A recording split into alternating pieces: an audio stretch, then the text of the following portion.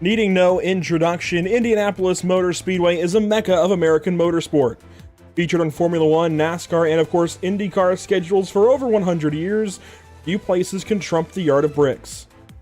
Checking in tonight for round 9 of 16, the BRB Cup Series is set to take on the challenge of Indianapolis, and doing so in throwback schemes. Welcome to the BRB Racing League. Welcome as well to Pit Stop TV in the virtual Speedway, Indiana.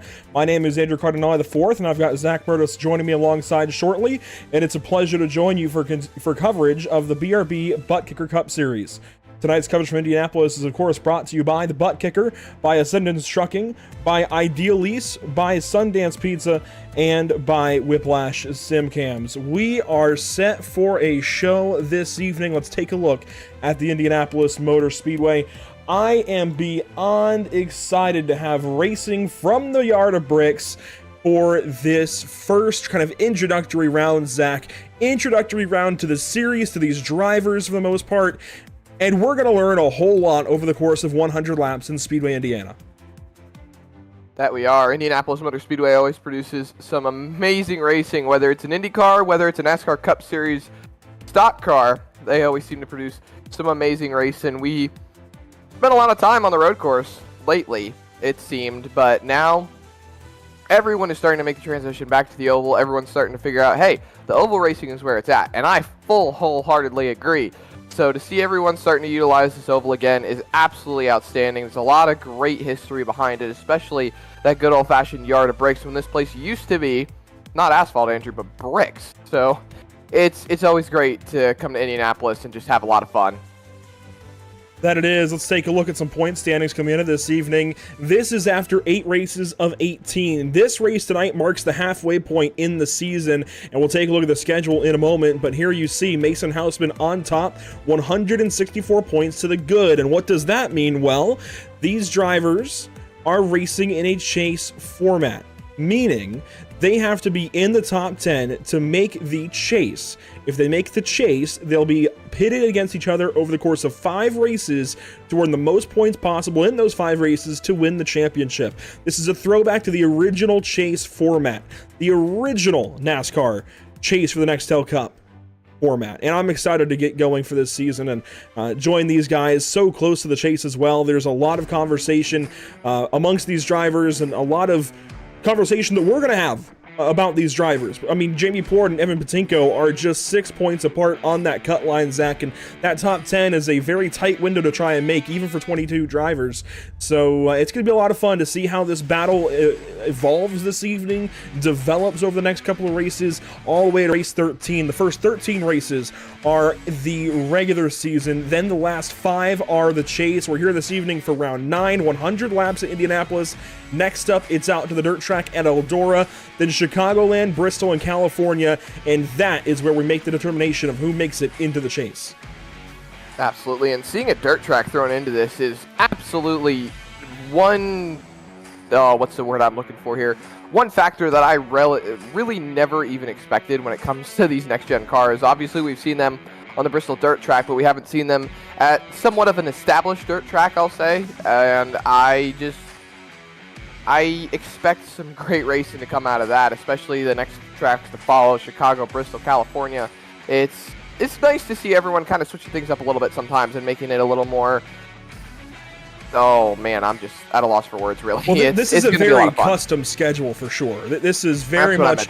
It's influenced a little bit by the NASCAR schedule, but when you go to Richmond for race 2, then Texas, New Hampshire, and the Chicago street course, this is very much a custom schedule. And by the way, they went to Legacy, Texas, and Legacy, Atlanta before going to Kentucky. So races 3 and 6 were on old surfaces. These guys have had to brave some very difficult racetracks throughout the course of 2024. Now, qualifying is ending here in a moment. We got a bit of a late start to the broadcast, but Mason Housman, points leader, is on top over Dustin Stallings, Adam Buzzeo, Jared Hughes, and Richard Wolstifer. That's your top 5, and we'll go through the entire starting grid here in just a few moments when qualifying officially ends and we go to the grid. In the meantime, Zach, let's take a look at what's upcoming for us at the channel, and it includes the next round for these guys when we go out to Eldora on the dirt next week. That's going to be a lot of fun, but you also see we're going to Phillip Island this Saturday for the North American Racing League, and and Richmond Raceway on Sunday for the Icon Cup Series. But without further ado, we have got ourselves a 100-lap race to embark on and some 18 drivers ready to take it on. So we will go down trackside and meet our starting grid. On pole, Mason Housman, points leader in that dark metallic green number 78 Chevrolet. Dustin Stallings in the number 0 will start from second. Starting third, it's Adam Buzzeo in the 5. Jared Hughes in the 98 will roll off from the 4th spot. And rolling off in row number 3, it's Richard Wolsifer and Stephen Borbell. Starting 7th, it's Johnny Wood Jr., also high in the standings. William Maddox, though, on the other side of the standings, will roll off from the 8th spot. Brendan Maddox will roll off 9th, and finally Carl Pooler will start from 10th. Rolling through the rest of your field here tonight at Indianapolis Motor Speedway, Matthew Erickson in 11th and Jamie Ford in 12th. That is your row 6 here on the night. Chad Bean and Dakota Blay, are 13th and 14th here tonight at Indianapolis, and Gavin Rogers and Patrick Hernandez 15th and 16th, and then your last row on the starting grid, Richard Smith and Evan Patynko. Evan Patynko, the driver we're probably most familiar with, of course, from the Icon Cup Series, and that's going to be a lot of fun to watch him now in a different group of drivers and see what he can do. He's in a very similar spot where he's trying to break into the playoffs, or in this case, the chase, and make the postseason, if you will, for the championship as all these throwback schemes roll off. We are in Throwback Week for the BRB Buttkicker Cup Series, which is kind of special. Interesting that we're joining these guys so late in the season, but also for the throwback race. I mean, would you have it any other way, Zach, especially when the number 2 has got one of your favorite paint schemes ever?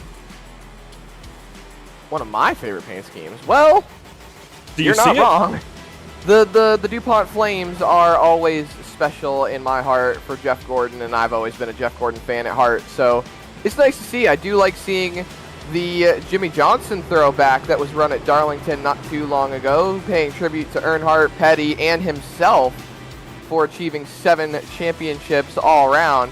However, I find it interesting to do a throwback week at Indianapolis of all tracks. Indy's not exactly a throwback track in a sense. It's been around on the NASCAR schedule for about 20 years now. 30. So 30. That was the big engine thing, actually. 30 years. Yeah, it's crazy how it's gone by. But, I mean, the track is over 100 years old. Maybe that's the thinking. But it is interesting to do it here in Indianapolis, but with no trip to Darlington. Hey, maybe it makes sense. But let's take a look at the Whiplash SimCam's race details as we get ready to go racing this evening. 100 laps of racing. You see the stage split, 25 laps, and 50 laps. And that will, of course, bring us stage completions at the completion of 25, 50, and then 100 for the end of the race. We've got 5 change sets laying in the pit lane. We've got 80% fuel loads in these cars. 6 setups, 1 fast repair, and 3 green-white checkers are available. With that 80% fuel load, I'm expecting somewhere around 25 laps, oddly enough, of a fuel run. Maybe a little bit more, maybe a little bit less. We'll see what these guys can actually do here very shortly. As we work down to the Geico restart zone for the first time tonight, we'll hand things over to Mason Housman, Dustin Stallings, and company as they roll into the restart zone and get us started. Race number 9 is underway from Indianapolis.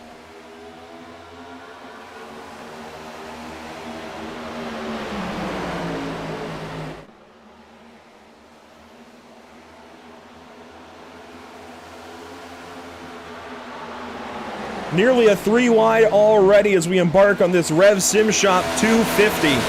Flying by the camera there outside of turn number 2. Everybody now working down the backstretch, and you see that IndyCar draft braking going on, the snake, if you will, down the back straightaway already. Lap 1, Zach, and these guys are breaking the draft.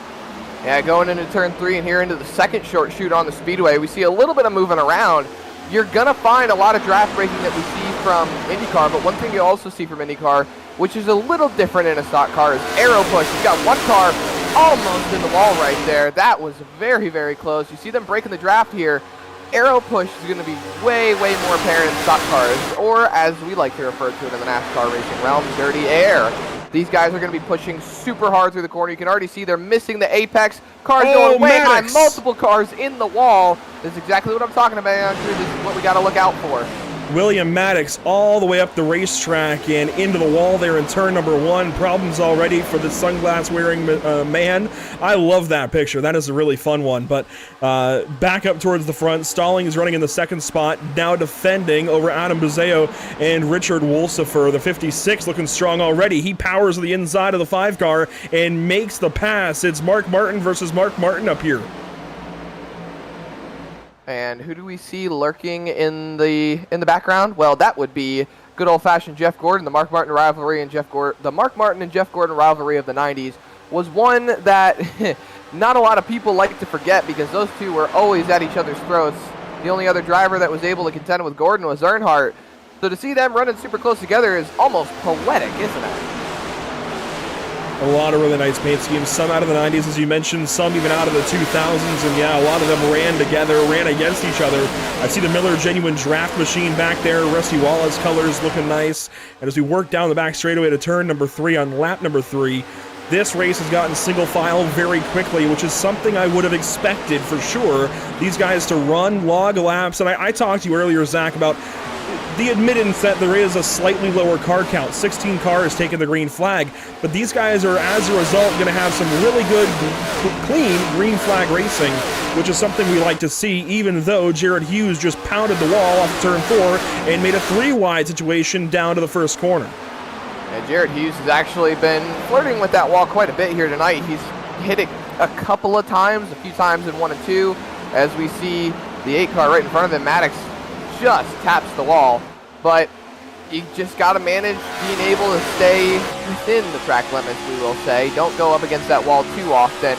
You might end up hurting the car a little bit more. These cars can be very aero sensitive at a track like Indianapolis, so it's best to keep all 4 tires out of the wall and out of the grass, I'll say. But we do see a lot of drivers actually putting those left side tires below the white line, closer to where the rumble strip is on the grass, like we see in IndyCar. So it's just them trying to cut the corner as short as they possibly can, hopefully make sure they don't wear those tires out too often or too much. And that's another thing, Andrew, that we talked about pre-race is strategy, how these guys are going to shape up. I think they can run, what is it, about 34, 35 laps on a fuel run? Well, this is 80% fuel. I think it's going to be somewhere between 25 and 30, maybe around 27 or so at max, if I had to guess. We don't have an official fuel number. We'll have to work on that for next week and beyond. But, well, I guess not next week. We're on the dirt next week in Eldora, so we shouldn't have any fuel filling there. But I want to mention Buzzeo. That's right. Buzzeo was fastest last lap, though, which was interesting considering he runs in the 4th position. I would have thought that this second-place car of Dustin Stallings might be able to go fastest, but instead he's under fire for the 2nd position. Here comes Wolsifer in that 56 car, making a hard charge already early in this race. Side force is going to be a big thing in these cars as well. The side drafting can be a shot there. They make contact down the front straightaway into turn 1. You can't sit around fighting for too long. This track acts mostly like a road course too. If you sit fighting for too long, it's going to cost you more time than what it's worth. As we see now 2 more cars, Borble and, or excuse me, that is Borble right there in the 2. He's clawed his way up to those 3 cars. He's trying to find a way around. So Wolsifer inside, Stallings outside. Buzzeo gives a shot to Wolsifer down the backstretch and into turn 3. It's now Buzzeo inside of the 0 car, and that Caterpillar machine I love so much is headed the wrong direction. Borbell is going to have a shot, as you called out, that Jeff Gordon lookalike. Oh, up the racetrack goes the Ascendant Trucks Ford Mustang of Buzzeo. I thought they were going to make contact, but that was a good catch. They almost make contact on the front straightaway now, and they'll stay side by side. Down into turn 1 they go. There seems to be a small hole that might be able to get filled here, but I don't know. Looks like they will get single filed out. And again, maybe not. Borble on the inside. Try and take this spot away, pushing up, tight off the corner. I sound like a spotter here right now. We see a little bit of right side damage on that Jeff Gordon throwback machine, but it looks like they all get it worked out single file as we roll into turn 3. Something I've noticed as we're early on here in Stage 1 is we have nary a Toyota in the field. A whole lot of Chevrolets and a few Fords dotted throughout. Very much an interesting mix of car. Now, iRacing tells us they're all equal, but do we see maybe one car be a little more aerodynamic than the other today? I mean, it's pretty much 1v1 comparison, Ford versus Chevrolet. We'll see. I think they are all equal. iRacing tells us that anyway, but we'll have to find out as the day goes on. And it is, and one thing I did not notice is Maddox has the fastest lap right there, sitting in the 6th position. Richard Smith is still working on getting that car out on track, but Chad Bean has gone 3 laps down here. I'm not sure why, looking into that at the moment, but it seems like he might be out of the race himself. It does look that way, and we'll try and go back and get a look at what happened to Chad Bean. Here he is down the pit lane. This was a handful of laps ago. In the Jeff Gordon final ride scheme, one paint scheme I am also very preferable to. And he just brought it in and parked it. I don't think anything happened to him on the track, but we'll go back and look. I mean, he was racing with the 58 rather of Dakota Bly. And this is down the back straightaway, the lap coming in. He just decided, I think, he had enough.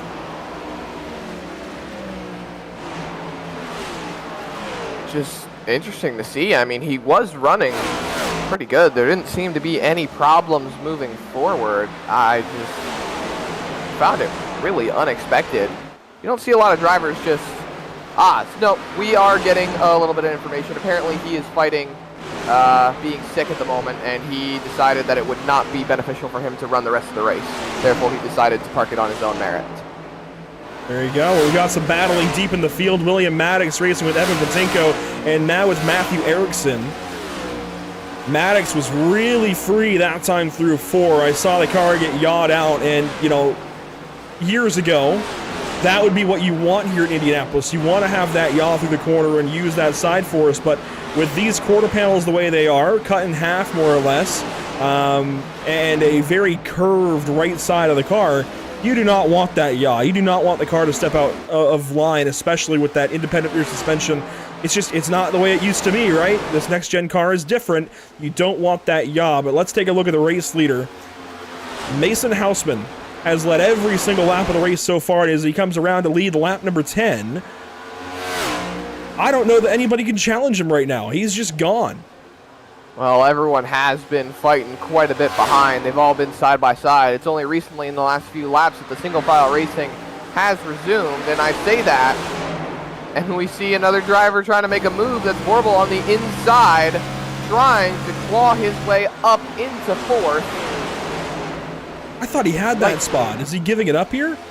Now, they followed in single file as we went down the backstretch not too many laps ago. This is a new fight now, as we see Maddox and Wood coming into the fold now. These drivers have really clawed themselves up. Hughes now also up there. Yeah, this is a line from Richard Wolsifer all the way through Jared Hughes in 8th. So 2nd, 3rd, 4th, 5th, 6th, 7th, and 8th. 7 cars in a line racing at the Indianapolis Motor Speedway. Just the way you want it is, oh, the 0 car stepped out. That is, of course, Dustin Stallings. Got real free off the corner, hung on to the race car just barely, and is now back side by side with the next level, number 2, of Stephen Borbell, who works the inside again. Up the racetrack he goes. You can tell those tires are screaming hard in the wall. We're going to crash. That's going to include Maddox and now Hughes hard in the wall. Oh, no.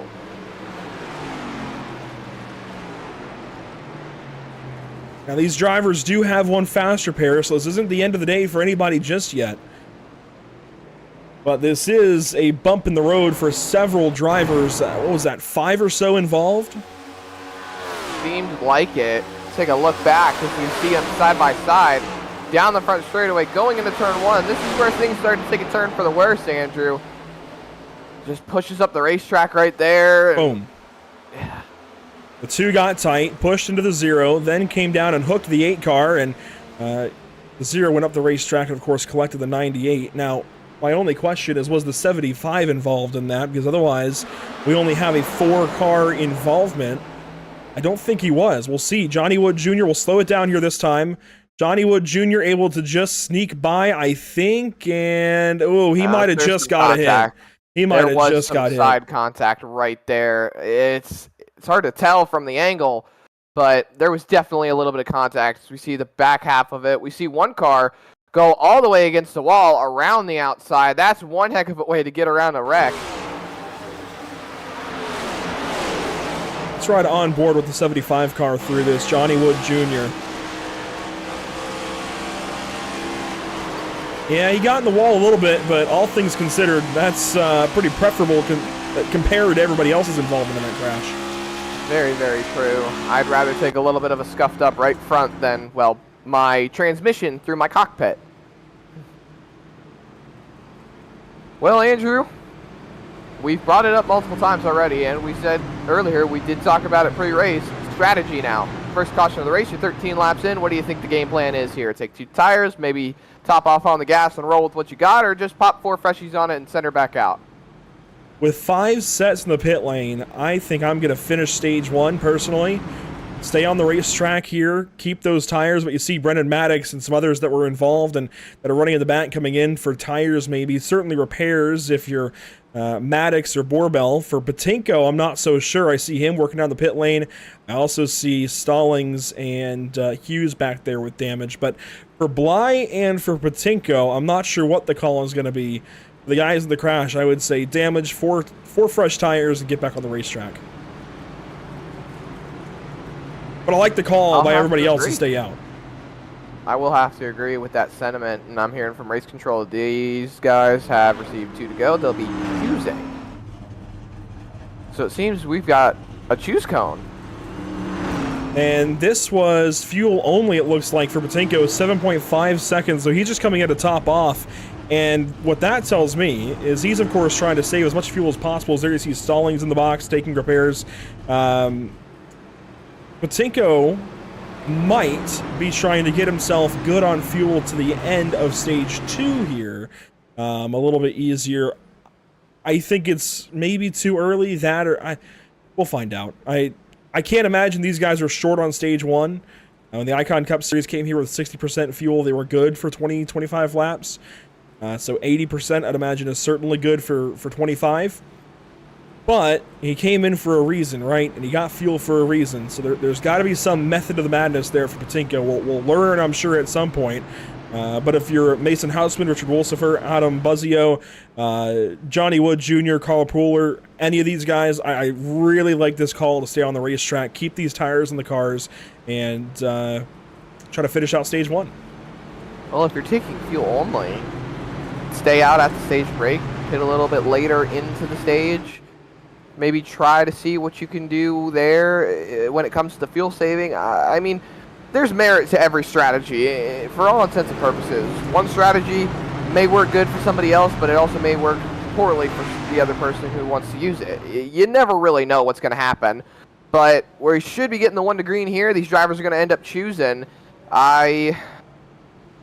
I would be tickled pink if the leader chose anything other than the inside, and it looks like he's going to make his choice, and he will make it obvious, not to quote Kyle McGowan. You see the choose there for the most part. Everybody inside, outside, and a few outside choices in the back. It's a little bit of an opposite there, Andrew. You know, when you really think about it, usually when we see the drivers in the back, they used to choose the bottom all the time. You'd see the back 3 or 4 cars all choose the bottom, but they all chose the outside line. Maybe they know something we don't. Well, for Patynko, he's going to pull up alongside of Bly. I don't think he was alongside of Bly to begin with. Or is that Ericsson? I'm still learning cars. That is Ericsson. So he's going to pull up alongside of Ericsson.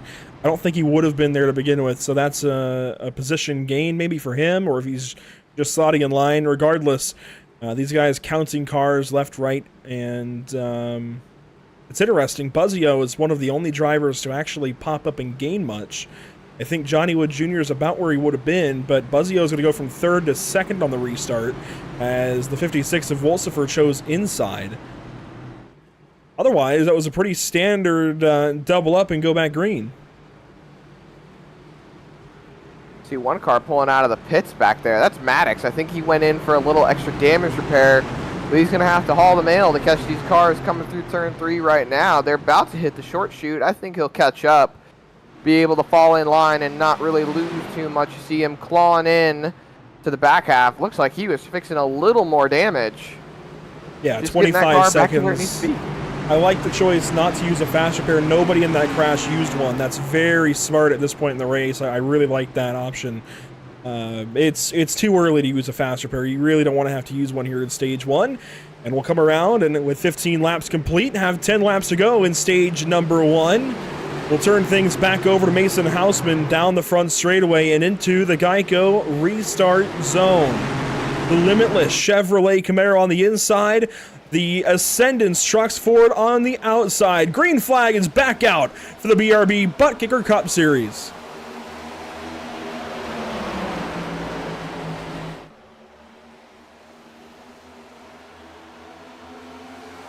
A choice well made for Buzzeo. He goes from 3rd to 2nd and is going to hold it here on the restart.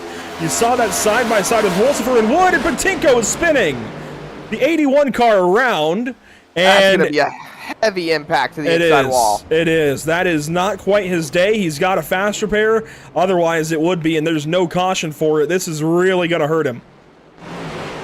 One would say debris on the racetrack. We see a bumper flailing in the wind back there on the lower side of the racetrack. Wonder if that's in the racing groove. Hint, hint. Trying to make a joke there. But we take a look at it. Now we're going to watch the 81 here, Patynko. Does he get help from Stallings maybe, or does he get loose on his own? I don't know. I think that was loose on his own. That's very, very close. If anything, there could be a little net code there, because you usually don't see a car hook so quickly without making some sort of contact. Let's watch it again. Patynko in the not 96. I mean, you're so used to saying the 96. Oh, there was contact. Ooh, yeah, there was definitely contact there. Just a little bit. See him. He tried to get back into the gas, hopefully to get that car to spin. Unfortunately, it did not spin soon enough, and, well, that left front tire it has seen better days as he slides through the pit box ever so briefly, gets that car fixed. But here's the field. They're going to end up putting him a lap down, but he'll be able to get that lap back once the stage ends. They fly on by going down into turn 1. That was Stallings that made contact with the 81 car, as Buzzeo has something here for the race leader all of a sudden. Housman is struggling after the drop of the green flag here in stage 1. I don't know if he just heat cycled the tires and, well, of course, the heat cycled the tires. I don't know if it's the heat cycle that's getting him or if he's just a little bit maybe shaking out the jitters. I don't know, but he was not where he needed to be on the exit of turn 1. And for somebody who went and dominated that first green flag run, I would have expected him to be gone already. As Buzzeo slips up in turn 3, you can tell these tires are feeling it. And if we check weather conditions, Zach, it's not a super hot day, but it's just hot enough. That it is. 92 is the track temp and 75 in the air. Kind of what you would expect for Indianapolis. But as they say, Andrew, the higher the track temp, the more these tires will slide around. And it's very, very easy to lose traction as we see Buzzeo up the racetrack. He lost a lot of ground right there, falling into the clutches of Wolsifer. Now they're going to try to fight side by side off the corner. It looks like a run off of 2. And now we see some snaking trying to break that toe. Oh, contact with the 8 car and the 38. That was Plord in the 38. That was Maddox in the 8. Door-to-door contact, and now Hughes draws alongside of the 8 car. And Maddox will take the spot back away for the time being. That was really close down the back straightaway to being a crash. Back up front, single file through the top 4, and they've pulled away from 5th place Carl Pooler. They're shaking it up some more back there. Jeez. Just saw Maddox on pit road, just coming out. He took the tail end of the field, put him about 15th. He's clawed his way back up inside the top 10. He's making his move, clawing his way forward, up to 8th at the moment, so he's passed about 7 cars so far, looking like he's going to pass an 8th off of turn number 2, because we got 1 car all the way up to the top. That's William Maddox. I think those two might be brothers. Brendan going to go up there and help William. Now pulls all the way to the inside of Patrick Hernandez and tries to make it 3 wide, but he isn't quite there. So Hernandez holds on to the bottom in the Exalta machine. And the Assurant 33 works the outside and falls back a little more. So William Maddox is really struggling here today. Brendan going to take the opportunity to go on by. Ooh, car on the wall back there. That was Stallings, as William Maddox got the wall again. There's a pretty heavy contact right there. Shouldn't do any major damage, but Hughes now looking to the inside. Going to take that spot away as we see some more side-by-side action. William Maddox side-by-side with Borble here.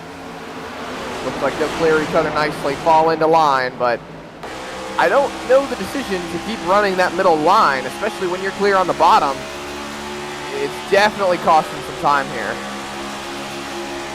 William Maddox now being passed up by Plord, by Hughes, and maybe some more down to turn number 3. Plord goes by.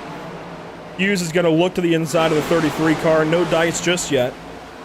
And Stalling sits there in line in the 12th spot. Matthew Erickson runs in 13th. Dakota Bly in 14th. And Evan Patynko 1 lap down in 15th to complete the field of cars that are left running here today. Well, stage 1 is nearly over. We've got 4 laps to go in the stage. And then race control will give us that caution flag, and we'll re-rack and restack, have an opportunity to pit. And I think that'll be nice for Buzzeo. He'll be able to have another shot here off the restart at Housman potentially. But if you're Buzzeo and you just won the restart on the outside of row 1, do you choose the inside on the restart or choose the outside? I still say keep it on the inside. Seems the inside has been working throughout the course of the race. I would be tickled pink, truly, if you decide to pick the outside on a restart here at Indianapolis. If you don't think you're going to be able to gain any spots, don't do it. Oh, that was Hernandez sideways. You see a side-by-side now with Borbell and with Brendan Maddox. A nearly touch down the front stretch and into turn number 1. Brendan Maddox lunges into the corner, but Borbell, I think, is going to have the run through the corner as he hits the apex nicely. Maddox nearly gets the wall. And on lap 23, they will stay side by side and make some contact even. They are definitely not holding back right now. They want to get up there and get more spots all the way down to the bottom almost of the racetrack, of the racing surface. Back falling in line nice and even, still side by side rolling through turn 3. You also saw Hughes to the inside of William Maddox right behind these guys, so some really good racing going on in the backhand of the field. And Borbell, man, he's just dancing around on the edge of control.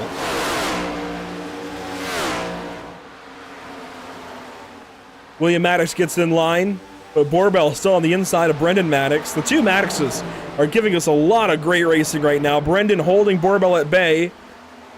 And this is all for 7th on the racetrack right now. So stage points aplenty for these drivers, but they're super important as Borbell gets tight. Contact.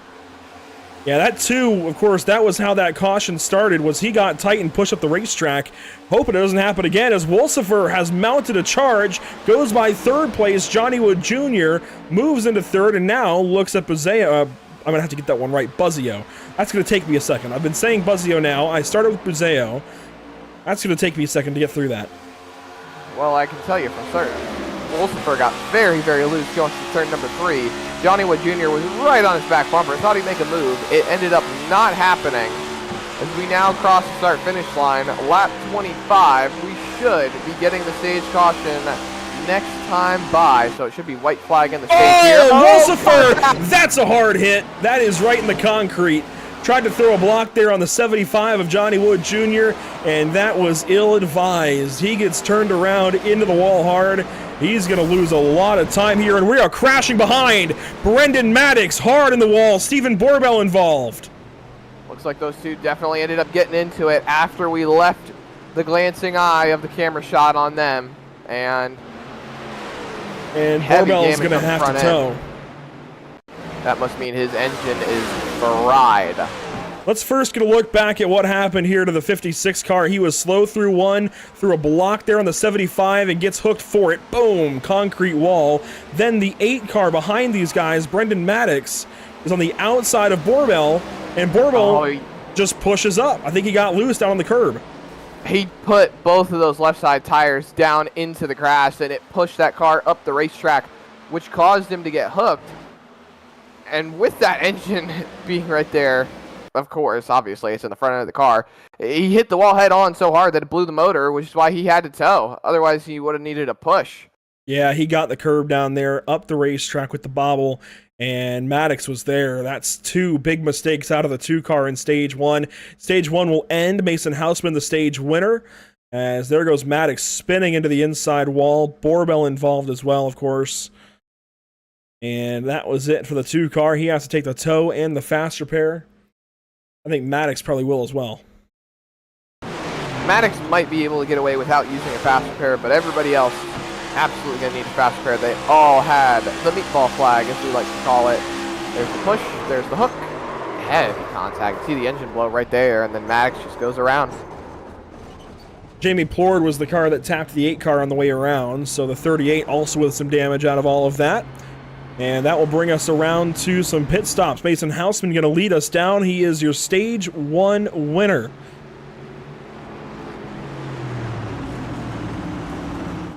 Going to lead the entire field in. The only car staying out is Evan Patynko, who is a lap down. Everybody else going to come in for service.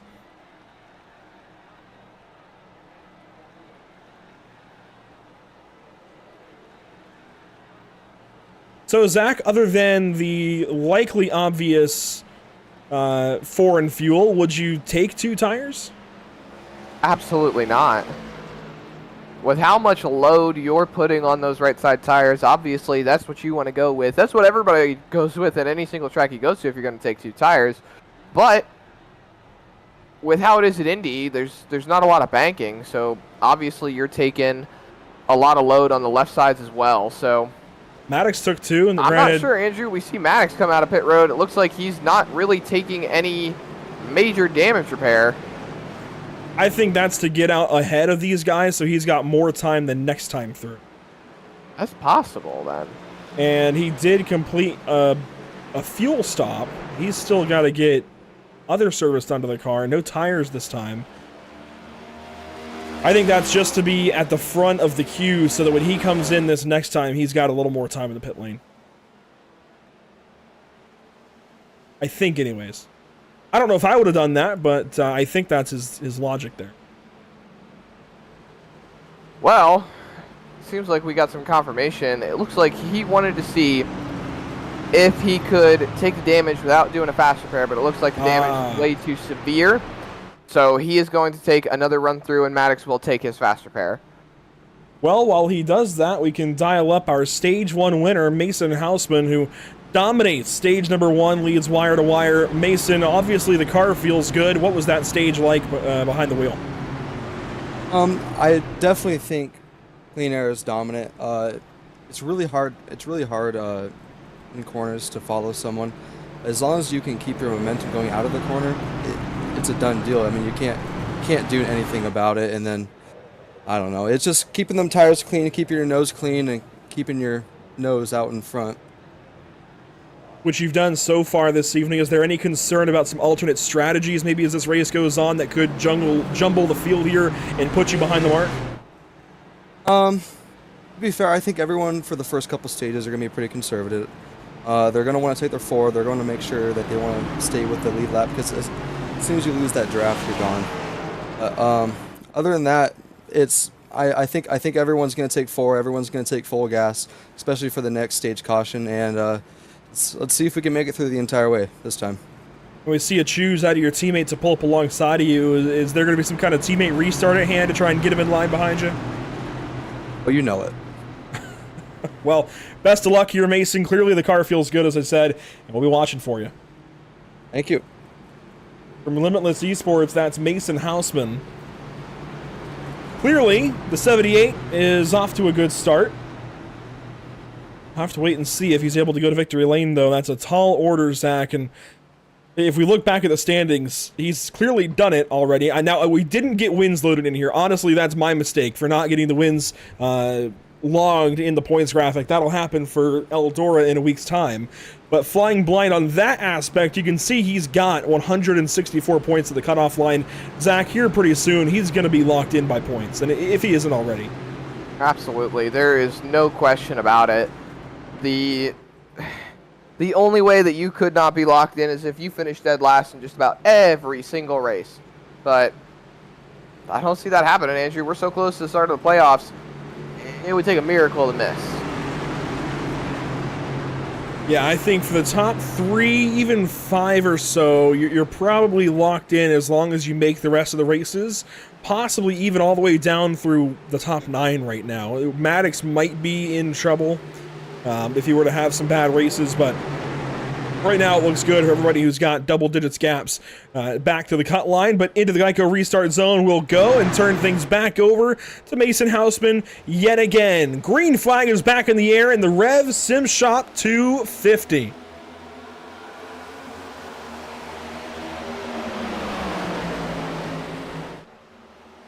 And the teammate restart goes poorly for Carl Pooler, who gets the wall out of turn 1. He's going to fall back to 4th now, if not 5th. He's going to try and find a spot in line. Hasn't found it just yet. See, everyone's searching back there, just trying to stay in the draft. Hopefully not losing any ground. Side by side into 1, gonna clear. Looks like everyone's gonna fall in line single file as we roll through 3. Oh, Johnny Wood Jr. dancing around right behind Buzzeo. I thought they were going to make some contact through 3. Glad they were able to hang on to it without contact. And here we go, down the front stretch. A whole lot of runs, a whole lot of draft down the front straightaway to turn number 1. And there is a block from Buzzeo. He goes up top. And Johnny Wood Jr. is going to be alongside for 2nd. Still side by side into the corner, gonna clear going into the short shoot. Give it to Johnny Wood Jr. P2 on the board, trying to hunt down the leader. He's going to take a high line through turn 2, maybe try to cross him up. Not going to happen. Trying to break the draft now down the back straightaway. Looks like everyone's starting to come to life and not letting Housman get away this time around. And you're seeing what Housman was talking about, though, how difficult it is to actually pull up on somebody and make a pass. But right there, Johnny Wood Jr. stays a little high into the corner to try and get the run out. And now has the run into turn 4, bumps the 78 car. A bump and run is not going to work here on lap 30. And the 78 pulls right back away. Definitely upsets the car just a little bit. Johnny Wood Jr. now defending high side as they're side by side behind. Runs a bit of a higher line into the corner because now they're side by side for 2nd, almost 3 wide. Falls back in. These drivers are really going after it, only 30 laps in. Well, there's Wolsifer. He's going to lose it. Wide. He's already taken a faster bear. He just misses the wall on the inside, trying to miss it on the outside. Watch out, Bly. Oh, my. Wow. That was close. Oh, my goodness. That Were just you on the edge of your seat? Because I was on the edge of my seat. That just raised my blood pressure. Oh my gosh. Wolsifer fresh off the fast repair after the end of stage 1. Let's see here. Just gets free off the corner. Got down into way low. Yeah, got down into the curb there just like Bormel the previous caution. All the way down on the inside. It comes back up the racetrack, nearly up into the way of Dakota Bly, who barely even winked at the 56 car. And oh my gosh, that is our next caution. I don't know if you remember it, but 2016 qualifying in Brazil, Max Verstappen slides coming out of the last corner, jams it on the brake, tries to get it cut back over, and at the last second cuts it back to the right and straightens it up almost immediately as like he was never sliding. That is what that looked like to me after he came back onto the racetrack. Well, honestly, I don't recall because I wasn't watching F1 at the time. My goodness. But there you see the view from Dakota Bly's perspective at the 56 car who was spinning. Wolsifer able to miss the inside and outside walls, but he might want to come in for at least 2 tires to get some new rubber back on that car, considering he just burnt those ones up. Oh man, I'm still working back down from that very high point of Wolsifer, nearly hitting the inside wall, then nearly getting the outside wall, nearly getting clobbered by the 58 car. That was a lot, man. That takes a couple of days off your lifespan. That it does. It also takes some wear and tear out of those tires. Especially with how much he slid on them. I would not be surprised if Wolsifer takes 4 fresh Goodyear tires However, at the same time, do you really want to take the 4 tires and risk it? You've only got 5 sets. Well, he is, let's see, let's pull up the standings again and see where he is in context of everything. He looks good to the cut line. I'd maybe come in for fuel. If he's good to go right now, doesn't need the stage points, I'd do exactly what he's doing and keep the tires on the race car and just baby it to the end of the stage.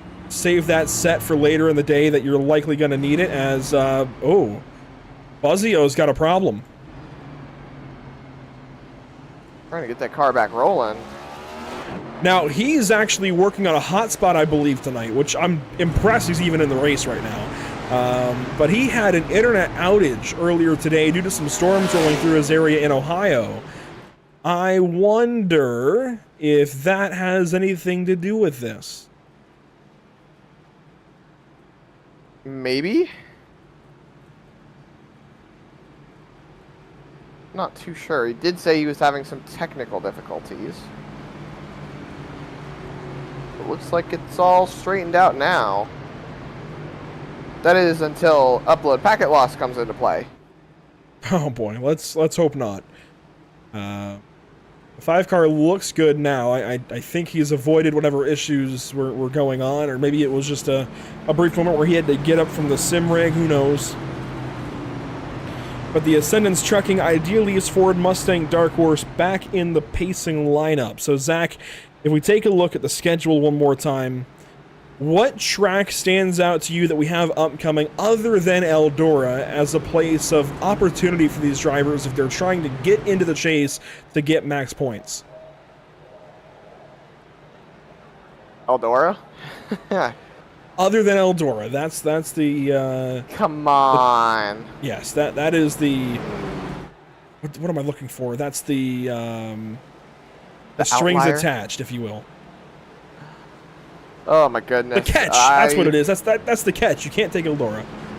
Man, you're killing me, Smalls.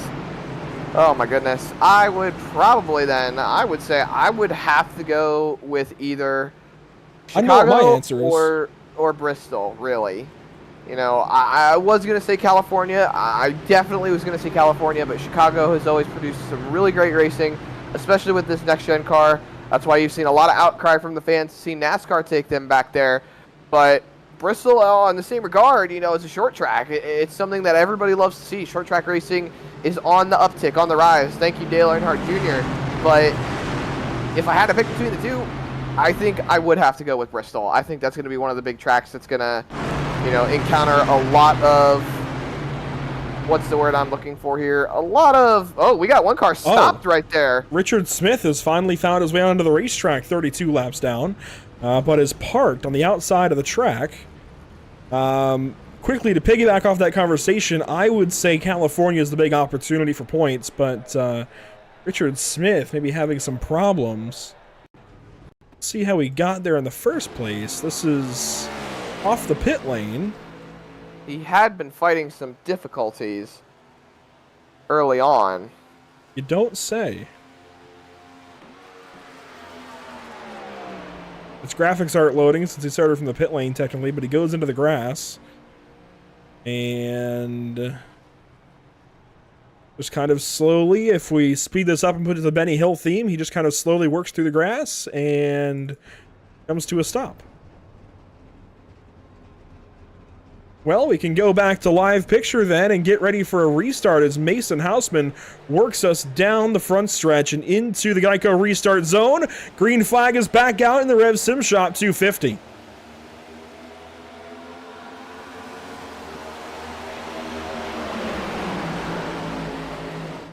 A big restart there for Johnny Wood Jr. Pulls up on the back end of Housman. A couple of cars grab the outside wall out of turn one. And look at Dustin Stallings up to 5th on the restart. Lots of big movers on this restart right here. Here we go. We see a side-by-side for the lead for the first time tonight. Johnny Wood Jr. on the outside of Housman into turn 3, into the short chute. Might actually have the run here, be able to complete the pass off of turn 3.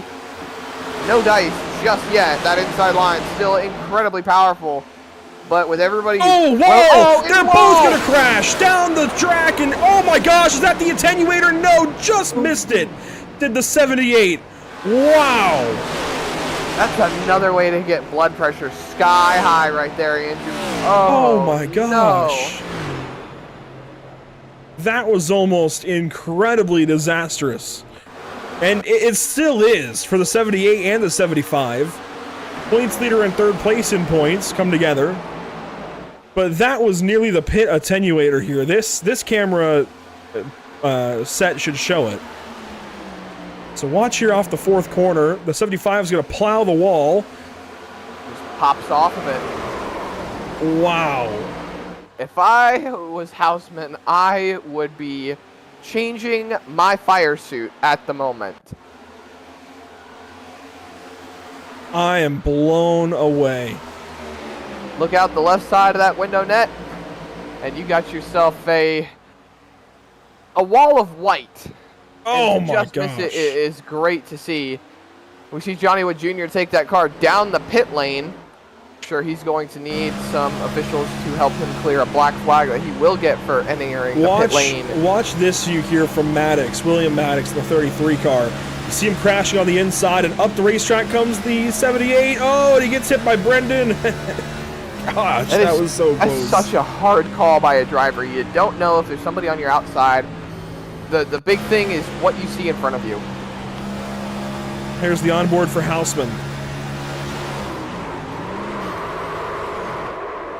And there goes the wall.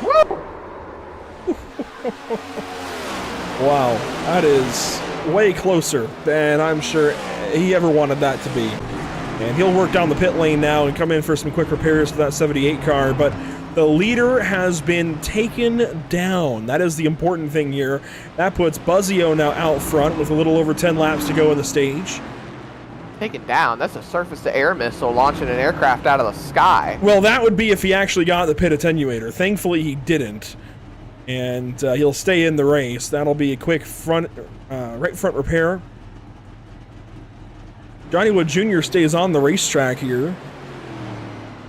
And we Actually, I stand corrected. He did, well, he ran through the pit lane. He took service, so he's going to go to the rear of the field anyways. We actually have an update on Richard Smith, who has been fighting issues to get that car on the racetrack all night. Turns out he's been having virtual reality issues. He is trying to get that car set so he can have a full perspective, we'll say. And coming from someone who has done some racing in VR, it can be a pain to get it to work correctly sometimes.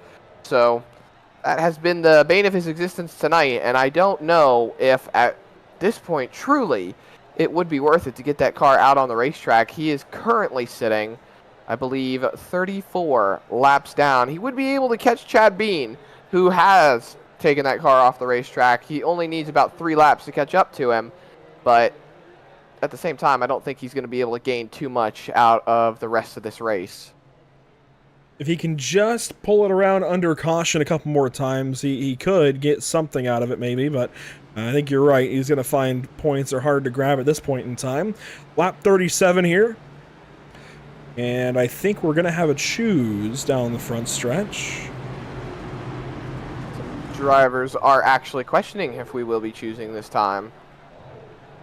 And there's the confirmation. We are choosing this time. You could apply, get a pit.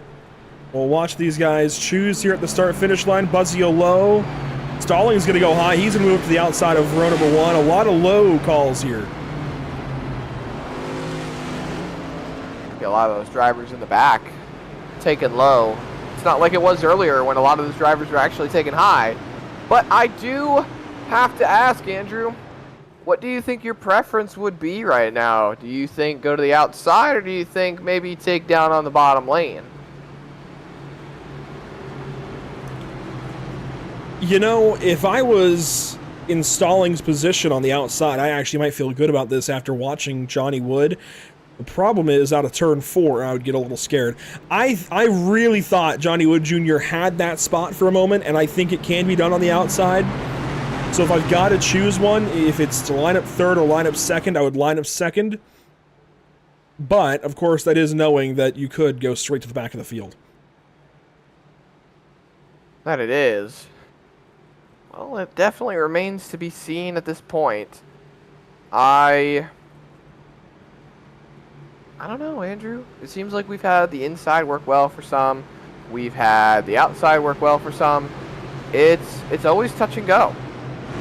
So, see how it all plays out. Well, I want to give a big nod to our partners with the race this evening. Of course, the BRB Racing League brought to you by Buttkicker, but also this is the Rev Sim Shop 250 sponsoring this evening's race. A big shout out there. Of course, the Buttkicker is, as I said, a big part of the series. Also want to give a nod to Ascendance Trucks, Ideal Lease, and Sundance Pizza for bringing us this opportunity to broadcast this race and broadcast this series. Without them, it would not be possible. We'll turn things back over to Buzzeo, along with Dustin Stallings, and the Rev Sim Shop 250 will get back underway. Green flag back in the air, Indianapolis.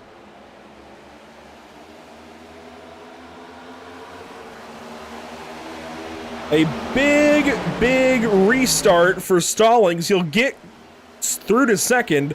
The bottom side went nowhere off the restart. Pooler's going to take third, and Jared Hughes is going to fall into the fourth spot as we work off of turn 2. Housman all the way to the inside of Johnny Wood Jr. The real battle is from fourth on back. It's Hughes, it's Maddox, and it's Hernandez. A lot of fights going on around this racetrack right now. Those two leaders that were up there earlier now trying to, like you said, Andrew, claw their way back through the field. Wolsifer got way yawed out there off the corner. You see everybody flocking to the inside lane. One lap complete off the restart. That's 11 to go in the stage.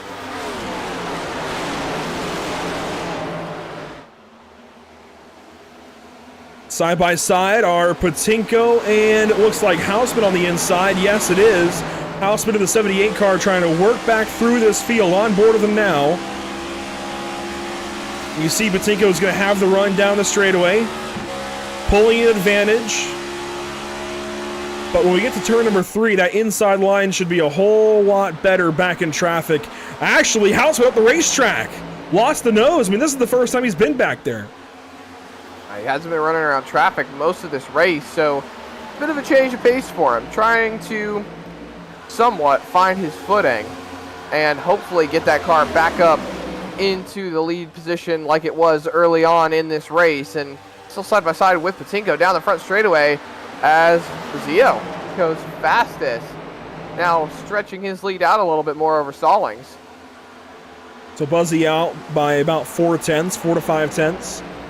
Carl Pooler, another 7 tenths back in third. Then you have this line of cars right behind Pooler. Maddox, Hughes, Hernandez, Wolsifer, and Plord in the 38 car, who's been very quiet tonight. But Plord back here in the United Rentals number 38 car. And a big missed corner from Hernandez. Up the racetrack he goes. Hughes as well. Hughes going to lose a spot. And to take those spots away was Richard Wolsifer. What a corner for him. Oh, Plord, hang on to it. Wow. Little wiggle. What a save, though. Something I probably couldn't have done as Patynko loses a spot here. Johnny Wood Jr. goes by. And Stallings that time was fastest. He's actually pulling up here on Buzzeo. Using the draft, this is right where I would think you would be fastest, able to draft off the leader. No challenge from behind. Just mind your P's and Q's with that outside wall, and I think you can run some big-time lap times on board now with Dustin Stallings. How hard do we see Stallings push, though? He's closed that gap a little bit more. Well, if Buzzeo runs every corner like that, where he takes the high, wide arc into the corner, Stallings can take the sharper entry and get left front grip. If he can just keep the left front to the inside of where Buzzeo runs, he can try to keep air on it and help the car rotate. Otherwise, I liked what I saw earlier from some drivers where they were staggering out to the right side as we got Patrick Hernandez slow in the 91. He's in the outside wall with a lot of damage. Looks like that car is pulling to the right-hand side as well. Not sure what could have happened there. Trying to get that car rolling. He might have made contact with someone, just chase it up the track into the wall. We'll find out. Racing with Jared Hughes in the 98. He was the back end of this line. Got the curb there in turn 3. It's weird saying curb on an oval. Does he get the curb again in 4? Yeah, got down there. Car tracks up the racetrack high, then loses. He has a lot of wheel in it. Boom, outside wall. That was a hit. Yeah, that was a big one. See, Barney the flagman wiping his brow, I think, just in disbelief. Hernandez hit that wall hard. That's the type of hit that knocks the breath out of you.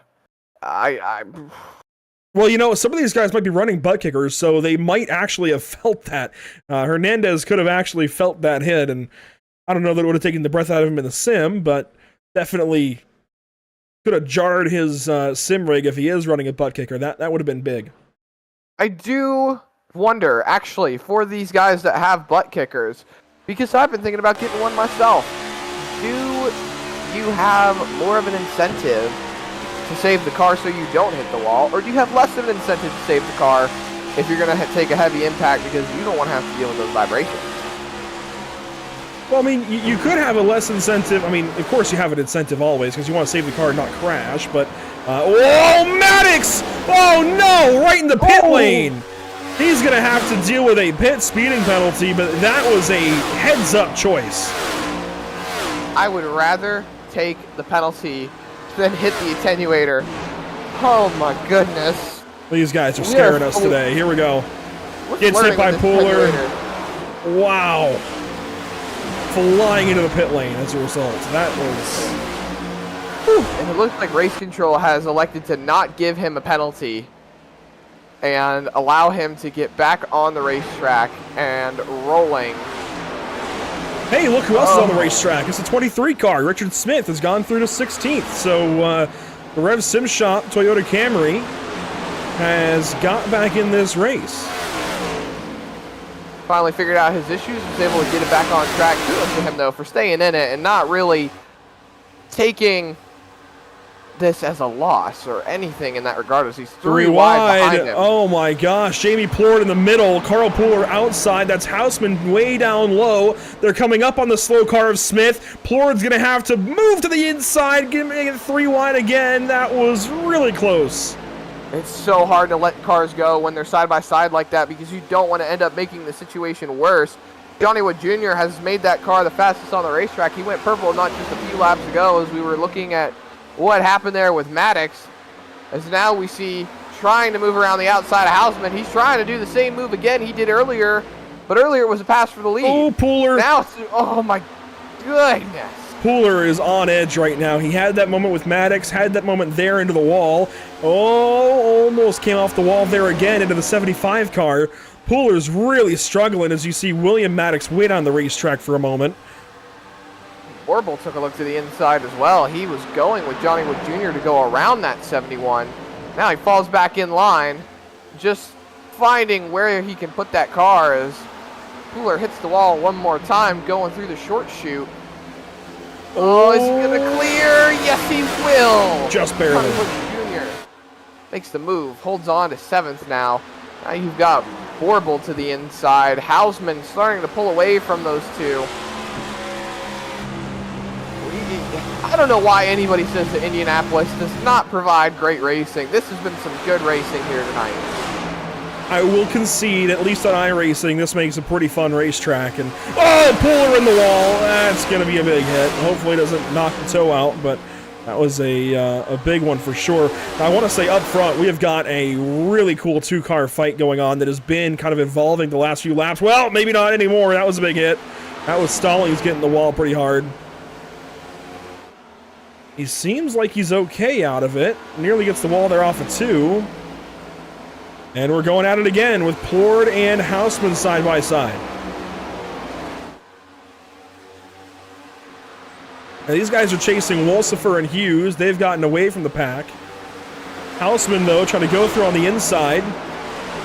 This would be to move him back into those top 5. With 2 laps to go looming in the stage. The more stage points, the better. Definitely helps when you're trying to make sure. Johnny Wood gets hit hard by Carl Pooler.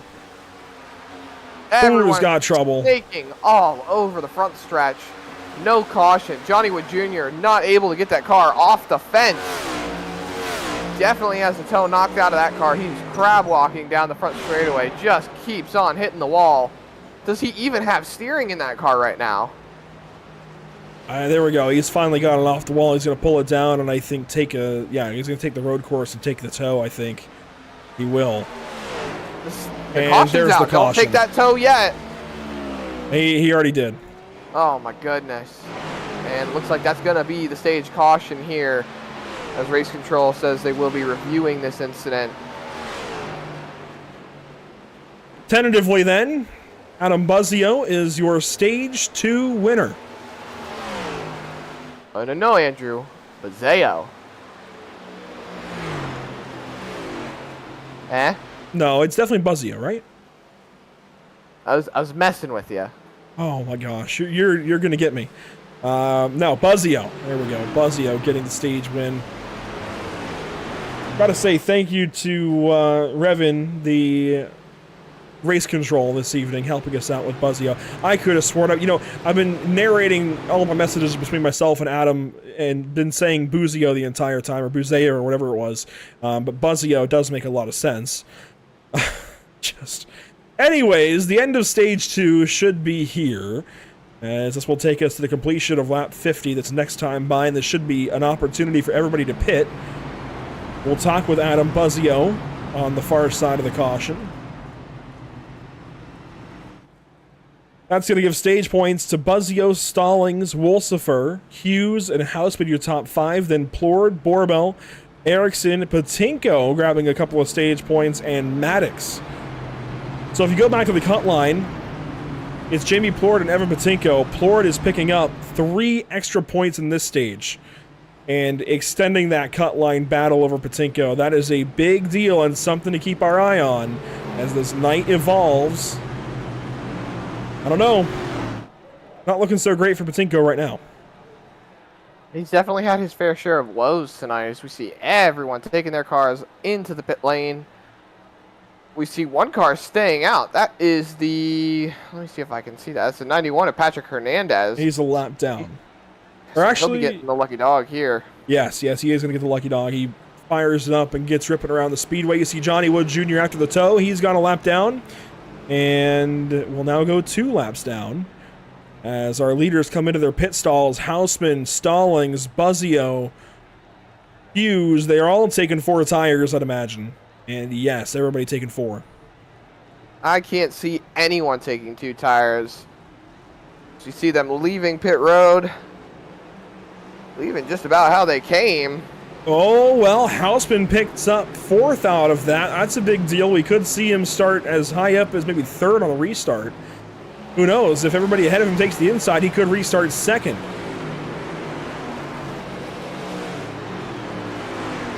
But Adam Buzzeo with the lead off the pit lane will dial up driver 5 with the stage 2 win. And so the stage 2 winner then, Adam Buzzeo. The car has to, I'd imagine, feel pretty solid, but how is it feeling? Hey boys, how you doing? Car feels good out front, man. That clean air is just a game changer for whoever has it. So yeah, I felt good on the long run. No tire issues, anything like that. Starting to get a little looser on corner exit with the rears, but felt good. We got that clean air and we're able to stay out front and get a stage win. So trying to maximize points today, and that's the way to do it. A couple of very close calls so far in stages 1 and 2. Thankfully, you've been away from the crashes, though. Are you counting your lucky straws here to the end of this race, hoping there's enough to get you through? I never count, man. I never count. We were pretty close to that one with Richard, but we managed to get away with one.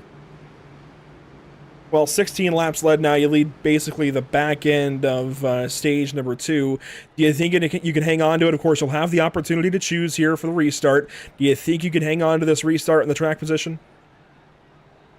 I hope so, man. We got a couple fast guys behind us. I know they're going to put up a fight, and we're going to have to make a pit stop eventually, whether it's under green flag conditions or yellow. So we just got to try to minimize mistakes and try to be perfect. Try to get that first win of the season here. And, we don't have an official fuel number. Would you be willing to share with us? We've kind of inferred a little bit based on what you guys have been able to do so far. Clearly, it's more than about 25 or so. But do you have an official fuel number? We're around 29, 30 laps from right now. So you guys should see green flag stops, somewhere around lap 80, something like that, depending on strategy and things like that. So that's the plan. I'm sure we'll get another yellow in between, but just depends on when it falls. There you go, Zach. We were about correct. Adam Buzzeo, race leader, going to bring us back to the green flag. Best of luck. Thank you, guys. And quickly, we're still learning. What channel were you in? Oh, it's okay, man. Next Level Motorsports. Next Level. We'll get you back up there. Adam Buzzeo going to rejoin those guys. Still learning exactly where these guys belong and their team channels and everything, but Buzzeo to go back up with those guys. And Zach, it's good to hear we were about correct. I was on the conservative side, saying about 28 laps. I think you were dead on with about 30. So that is really good to learn, about 30 laps, and it'll be a pretty simple, just pit once in this stage and go to the end. It is. I guess my number earlier was right when I made the estimated guess. However, I still feel like it was wrong because the guess I was making was for a full fuel number, which you then corrected me on. So 50-50 on the win column right there, we'll say. We'll split the win happily, but here we go, down to the restart zone.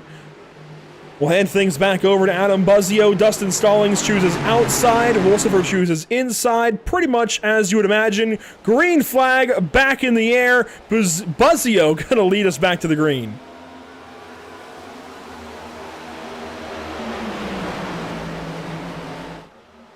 Stallings checks up out of turn one. Wolsifer fights to the inside, and here comes Housman. He paints that white line down through turn two.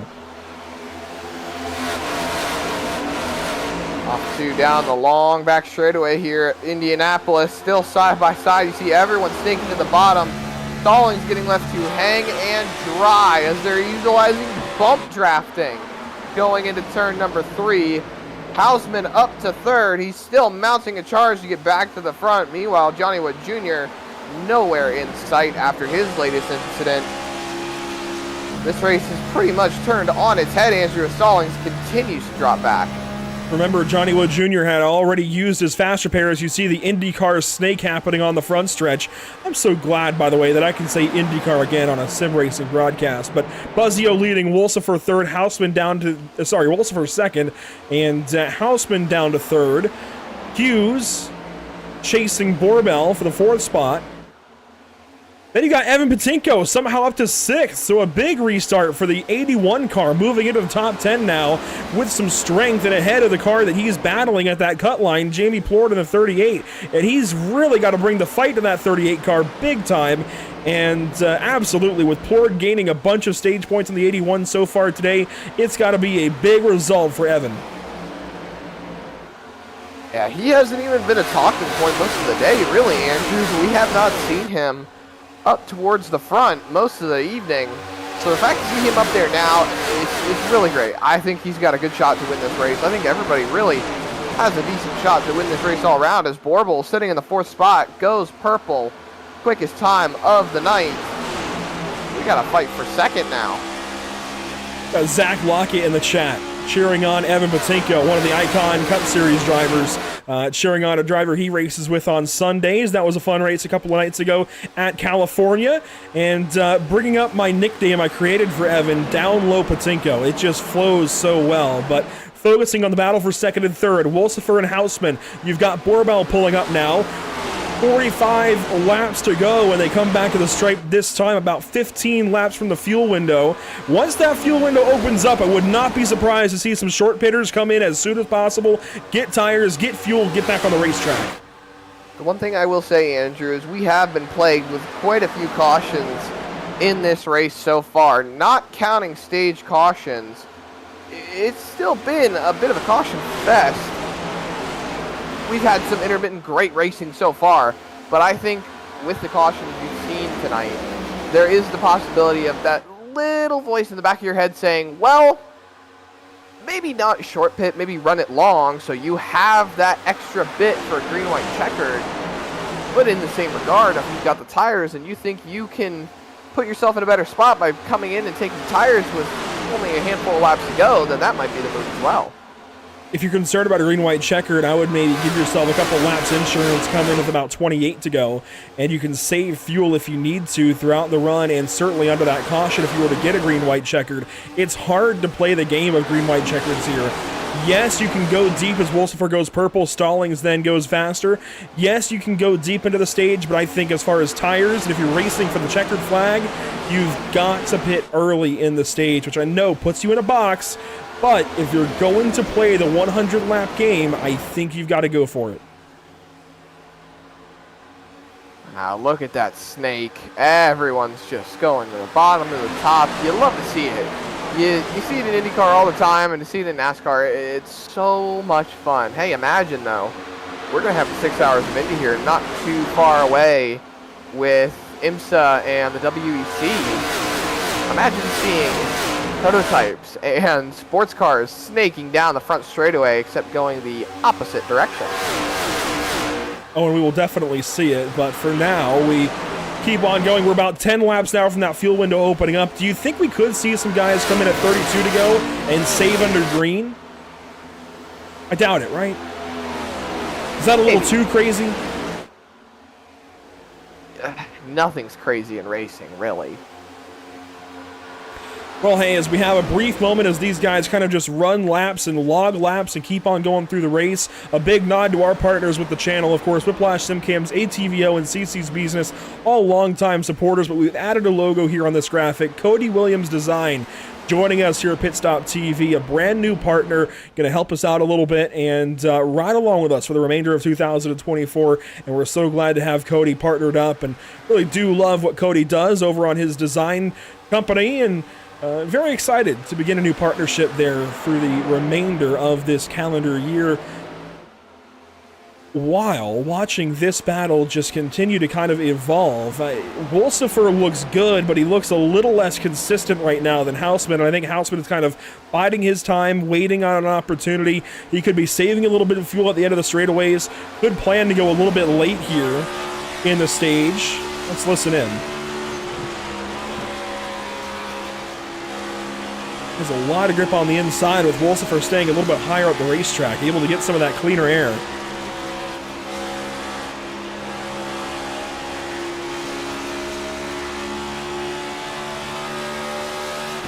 The Larry Mack in me is theorizing, Zach, and I think the play is to pit early, but I think we're also going to see, I think we might see a couple of takers early.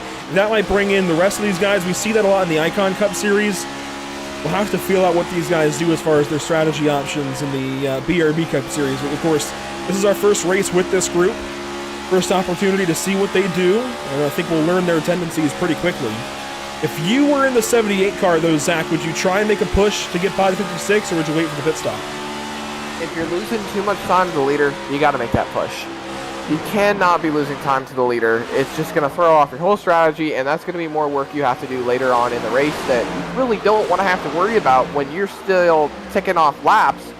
And if I'm sitting 5/10 behind the leader with 25 laps to go, I'm not worried. But if the leader starts pulling away and I start ticking off 6/10, 7, 8, 9, a second and a half, I'm going to start getting a little bit worried, because anyone can play pit stop games, and anybody can make some sort of move that could either give them an advantage or put them at a disadvantage compared to everybody else on the racetrack. And, you know, if you're committed to the fuel-saving tactic and running it long, stop shifting into fourth gear and put that thing into fifth gear the rest of the way around, which is one thing I forgot they were actually doing, was downshifting into fourth gear going into these corners.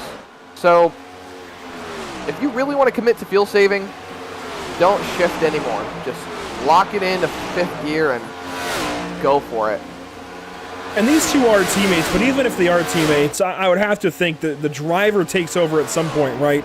And eventually Housman's going to want to go by, and sure enough, right there, Housman is going to go by and take that spot away. That's going to put Wolsifer in a compromised position for Borbell.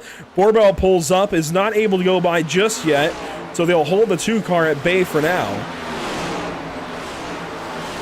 And there we go. Housman goes on by, going to be able to start to chase down that 5 car maybe. As now the 56 and 2 are going to fight. And most of these drivers as well, they should have 2, if not 3 sets left.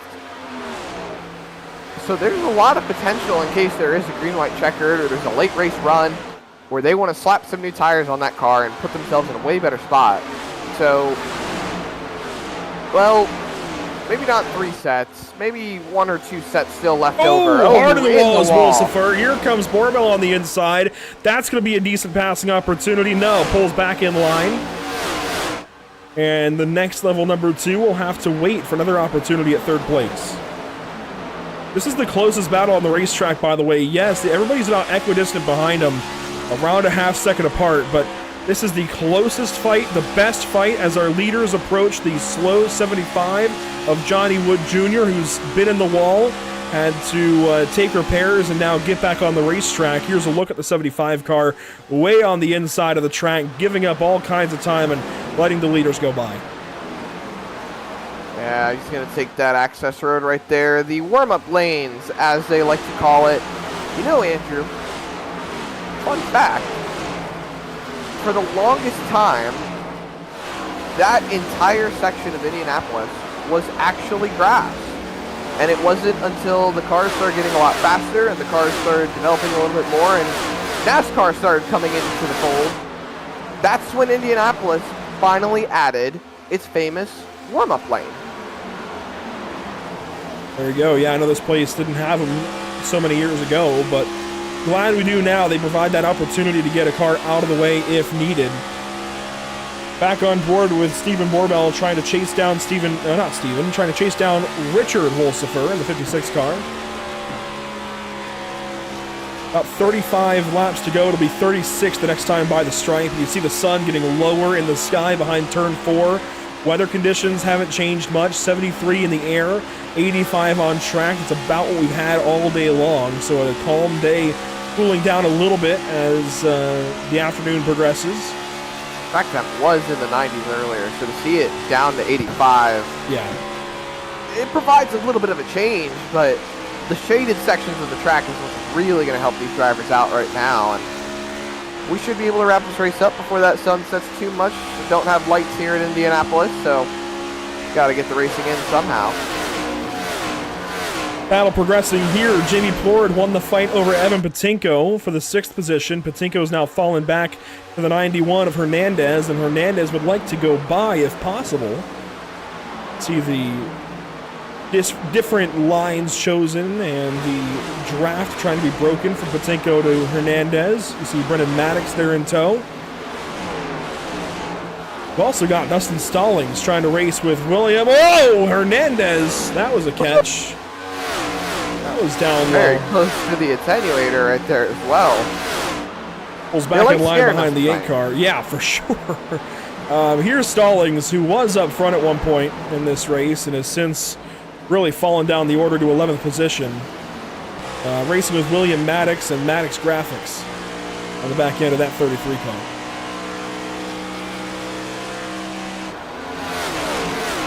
Go back to the throwback element of this evening. If we go through the field and take a look at some of these throwback paint schemes under this green flag, do you have a favorite that is not a Jeff Gordon car? Ah, come on, man. You know I had to do it. You can't do this to me. As a Jeff Gordon fan, I cannot go with a Mark Martin scheme. That would be shooting my fan base in the leg. The fan base that I'm proudly a part of when it comes to the Jeff Gordon fans. If I had to take a shot, I would have to go with the 98 of Hughes. I just have to. I love the flow of that throwback scheme. It's so beautiful. I love how it pays a tribute to all 3 of NASCAR's 7-time champions. You've got the font of Dale Earnhardt's car, as well as the look on the lower section. Then you come up a little bit more. You've got Richard Petty on the top, and you've got the font to match it as well. And I don't know if it's noticeable on this car.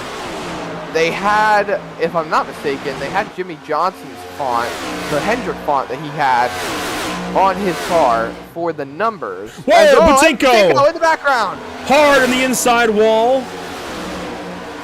Well, did he actually get the wall?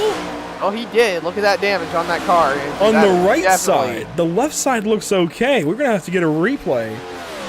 I'm a little confused, actually. I think he just got the wall with the outside of the car. I think he was able to keep it off the inside wall. But we'll get a look here. Watch Evan Patynko. And this is going to be a little bit too early, but if he can save some fuel, he might be able to stretch it. He was sideways out of 3. Tires have definitely taken a toll. And out of turn 4, going to get the wall hard right there. Oh. Wow. Oh. Just kisses it. I wonder. How about that, Andrew? He did not get a black flag for speeding on pit road. And he's now working off the pit lane, so he took 4 tires and got the heck out of there. Smart choice, honestly. That's, it's gonna hurt him though. He's got a lot of damage on that 81 car, so he's gonna be begging for a caution flag at some point. You are definitely right in that regard, and he's coming out right in front of the leaders. Which, by the way, are nose to tail. They are fighting, definitely, trying to see what they can do for that race lead. Patynko might actually play a factor. He's giving some dirty air to that lead car. Buzzeo got way up the racetrack there. I was just going to say, Buzzeo needs to be lower right now to take the air off the nose of the 50 or the 78 car. And there we go. The 5 in the wall. That's going to give the race lead right back away to Mason Housman on the inside. The front to back to front challenge has concluded. He's taken the race lead back away here on lap 70. He's been fighting for that race lead this entire race, trying to get that car back up there, and he's absolutely done an amazing job. 30 laps to go the next time we cross the stripe. Now he's trying to stretch a lead out once again, as he did earlier. He stretched that out.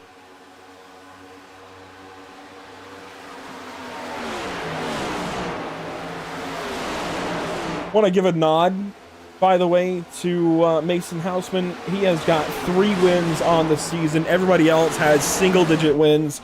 Other winners this season include Johnny Wood Jr., Stephen Borbell, Jared Hughes, and Richard Wolsifer, as well as even Gavin Rogers with a race win. But Housman has got 3 wins on the season, looking to make it 4 today in just the 9th race. If he can go out there and nearly go 500 here in race number 9, that would be a big, big statement, I think, for the rest of the field. And, of course, would extend that point lead even further, as Buzzeo's just got nothing right now to hang on with that 78 car. That he does not. And truthfully, Patynko might be helping the 78 right now. That's draft. Giving him dirty air, though, that's the only thing. But it seems like he has not been fazed by the dirty air. And just to see if I'm right here, pit speed at Indianapolis is 60 miles an hour, if I'm not mistaken. I think it's 55. The track map actually has it. Yeah, 55 miles per hour.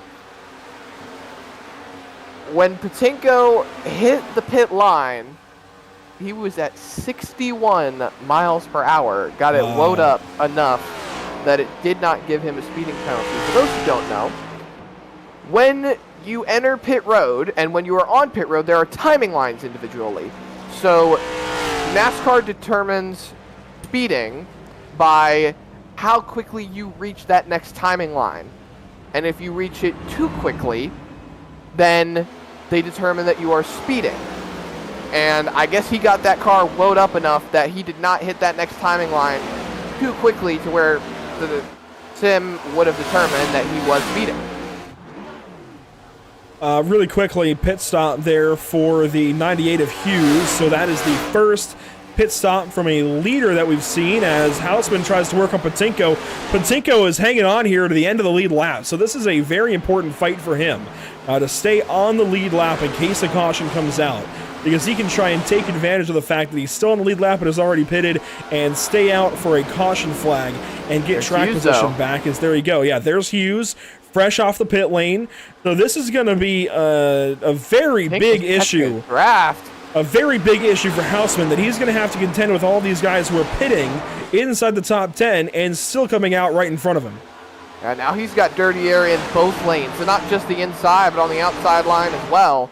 So he's got no protection. Oh! Right in front of the race leader, Patynko hooks the 98. That is a crash and a caution on lap 73. And Hughes, I'd imagine, is in disbelief. He pits, gets back on the racetrack, and gets hooked. Hearing something out of one as well. The leader had to check up hard. I believe he was just checking up for the pace car, though, so that makes the most sense there. But down low, Patynko has turned into oh no Patynko tonight. It's been a rough race for the Red Baron 81. Here's a look at the replay. Got free. And really, that was just because he was so far up the racetrack and had a ton of wheel in the thing. It came back off the wall and down into the 98. A very easy mistake to make, but a very costly one for each of those drivers. I believe Patynko has used his fast repair on the night, so that would hurt him heavily. Not just a few laps. He pitted early after bouncing off the outside wall, and he does it again, but this time it didn't exactly work out as lenient as it did the last time. Oh, Jared Hughes was disqualified.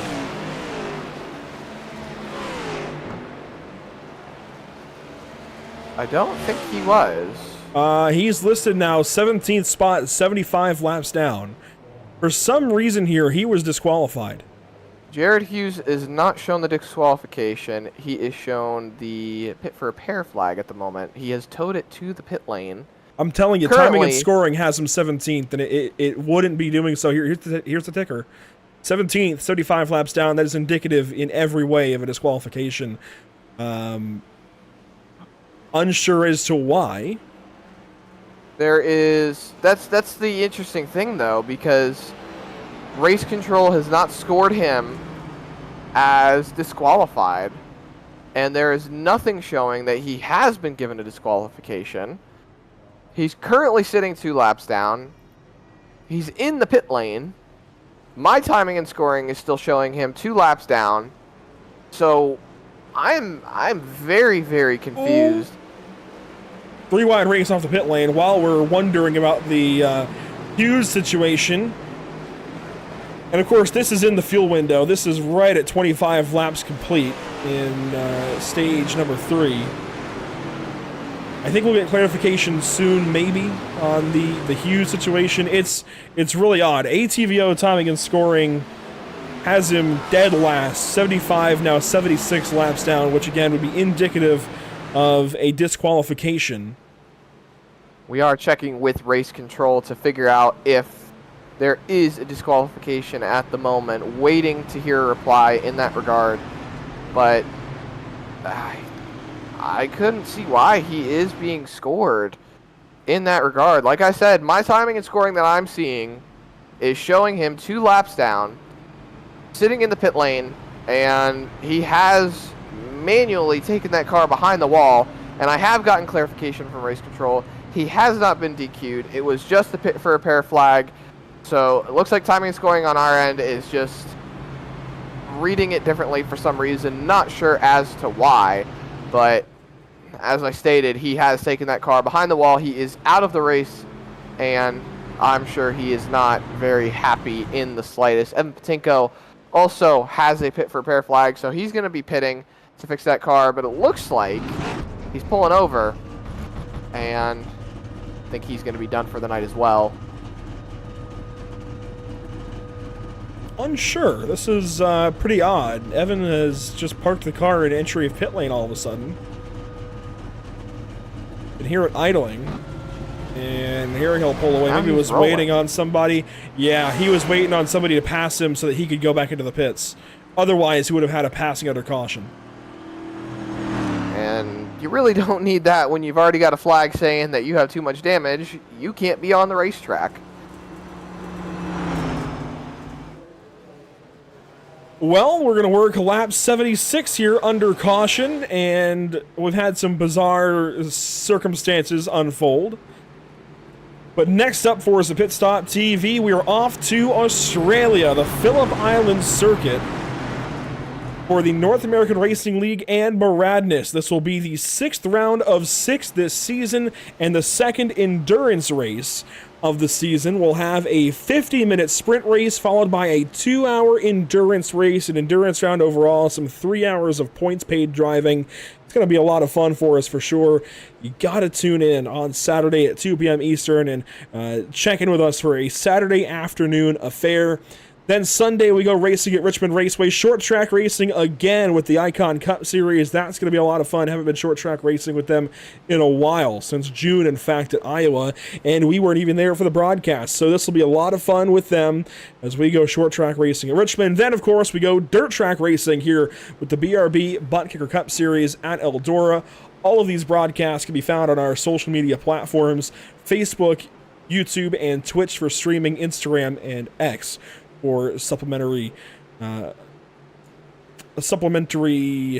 would you even put it, content, I suppose.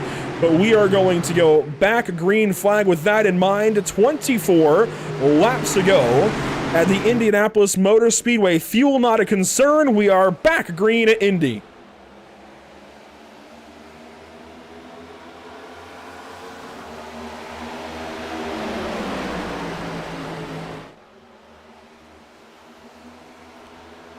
And a big restart from almost did Buzzeo. He's able to get clear for second spot.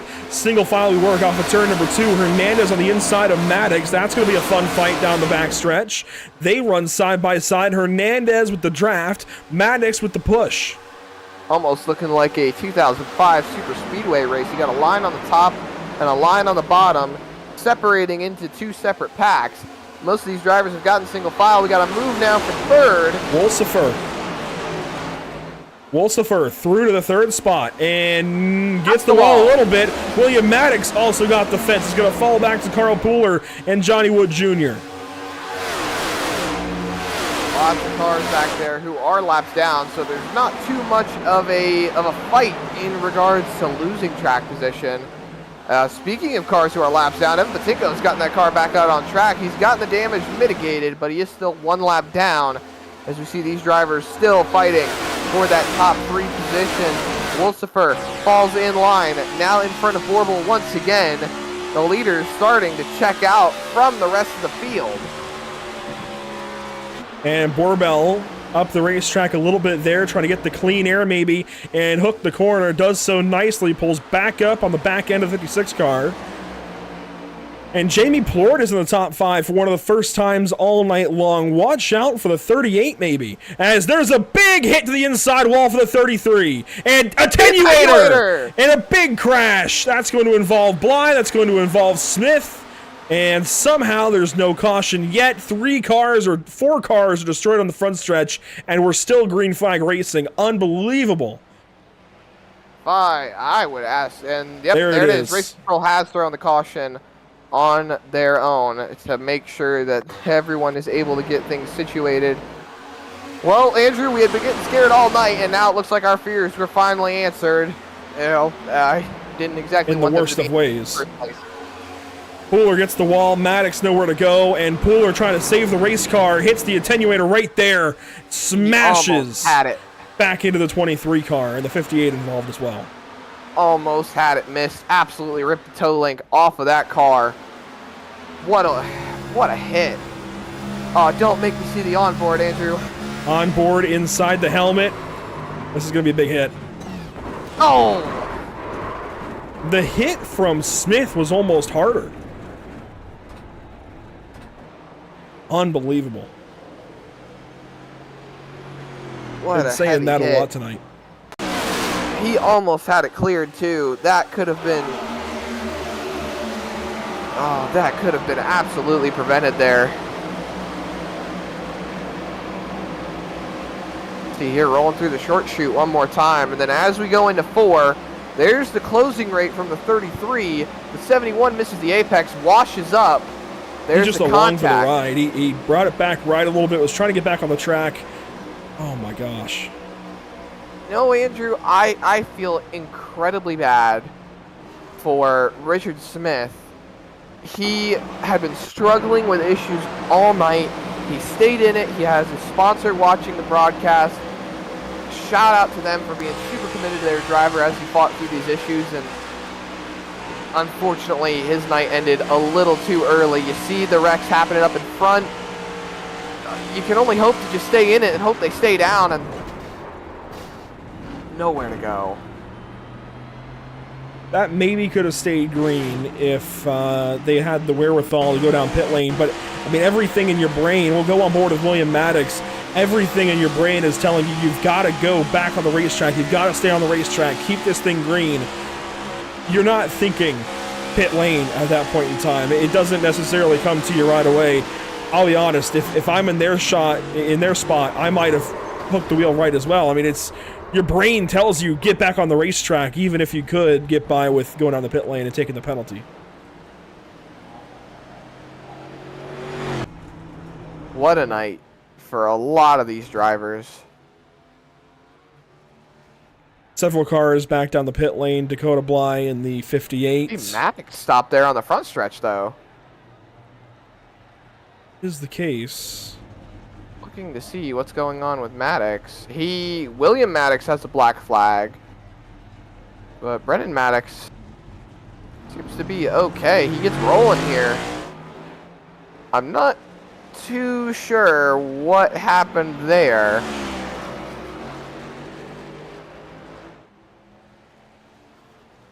Might get some clarification from race control on that.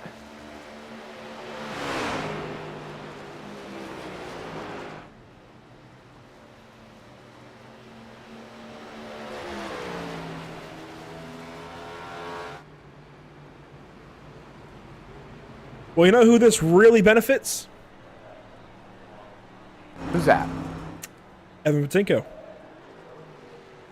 That is true. Let's Patynko back on the lead lap here. Let's dial up driver 81 for the first time here at Pit Stop TV. Evan, it's been a rough night for you, but how's the car feel? How is the car as far as the damage goes now at this point? The car's absolutely killed. The wheel's sitting at 10 o'clock right now, so I'm just going to try and make the rest of the laps here and see if we can pick up a few more positions.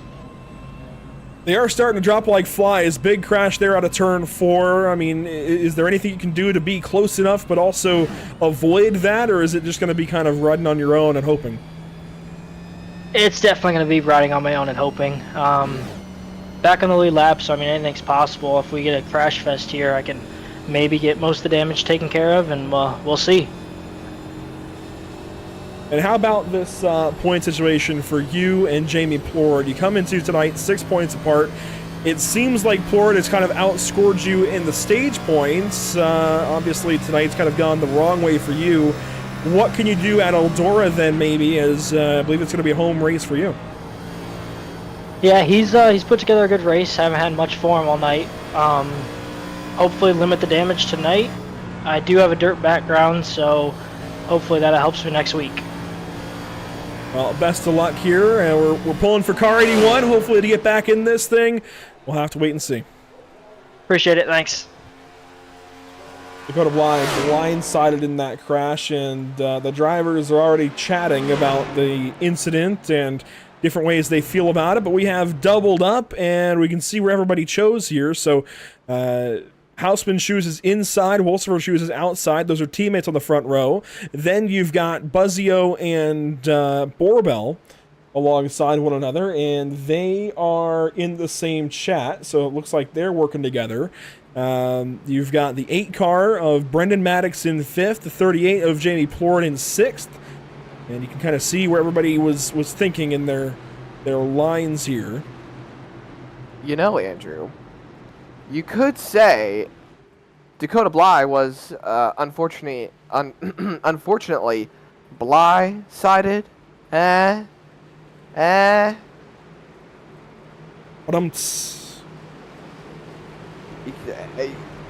you're the one who's got the kid. You can make the dad jokes, but hey, at least I can try to be funny in some regard. I think that one landed a little bit flat, but hey, we've got a restart coming at you this time. 18 laps to go at Indianapolis Motor Speedway for the BRB Buttkicker Cup Series. Waiting on the green flag, and we are back at it in the Rev Sim Shop 250.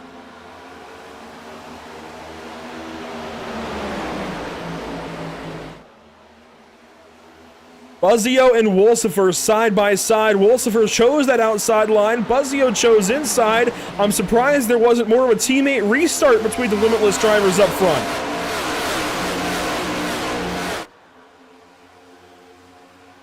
Buzzeo working bottom. He's going to have help here from the 2 car. Wolsifer is going to fall back, it looks like, in turns 3 and 4.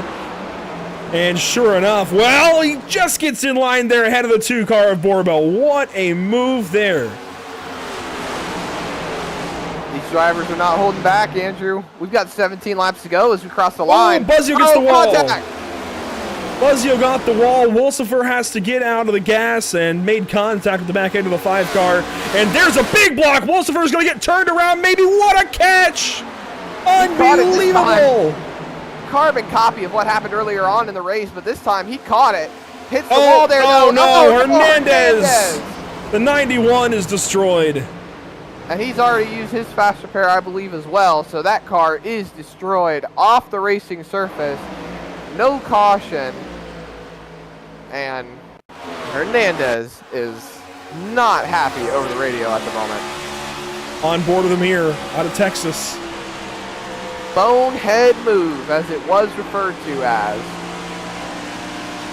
Wolsifer just got the wall, and Hernandez... That's just a difficult spot for each driver. I mean, Wolsifer's trying to recover. It was a big block out of him that kind of started that situation, but if anything, Hernandez maybe in hindsight could have given a little more room to the 56 car. I mean, that's just a difficult spot to be in for each driver. Housman goes purple, setting the fast lap of the race. Are we surprised? Quite a clear margin. No, we are not. He's worked that lead out to about 0.6 of a second. He was the car to beat earlier on, and the car he was contending with is still 7 laps down in this race at the moment. So he doesn't really have, not to step on anybody's toes, he doesn't really have the competition he had earlier on in the race. These drivers have to step it up, see what they can do to find. Maddox! Oh. Brendan Maddox, real free off of corner number 4. We're on board with Wolsifer, who's going to have a run down to the inside. A block here from Maddox, trying to cover it up. Oh, contact! And down to turn 1 will go Wolsifer with the inside lane. Up the racetrack he goes, into the side of the 8 car some more. And Maddox comes down, he's going to hook the 56 and says, goodbye, I'm done with you. You think there was some intent there? Well, of course, we're going to review. We're going to be everybody's eyes and go inside the helmet with the 8 car. First, inside the helmet with Wolsifer. He pushed up the racetrack right there. It just gets tight. It's normal with how close those cars get to each other, and then there's the hook. I think there was some intent right there. They had been making some contact, and I think Maddox finally decided, I've had enough of you. Bubba Wallace to Kyle Busch, and sent him around. Yeah, ooh, wow. Yeah, I think he just had enough. And I think that goes back to exactly what we saw a lap prior with Hernandez involved, right? So Wolsifer here, this is down to turn, I guess this is the lap even further prior. Let's find that. Where was it? Here we go. This is that big block from Wolsifer. He just hangs on to the race car, and he goes up the racetrack and almost takes the 8 car with him. So I'm sure there, the 8's already not a big fan, and then you have that moment down in turn 1 again a couple of laps later. I think he was just done with it.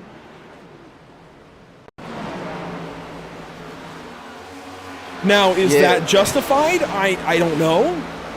I'm not sure. I never condone intentionally crashing anybody. So we'll make that clear. But is that truly justified? I'm not so sure.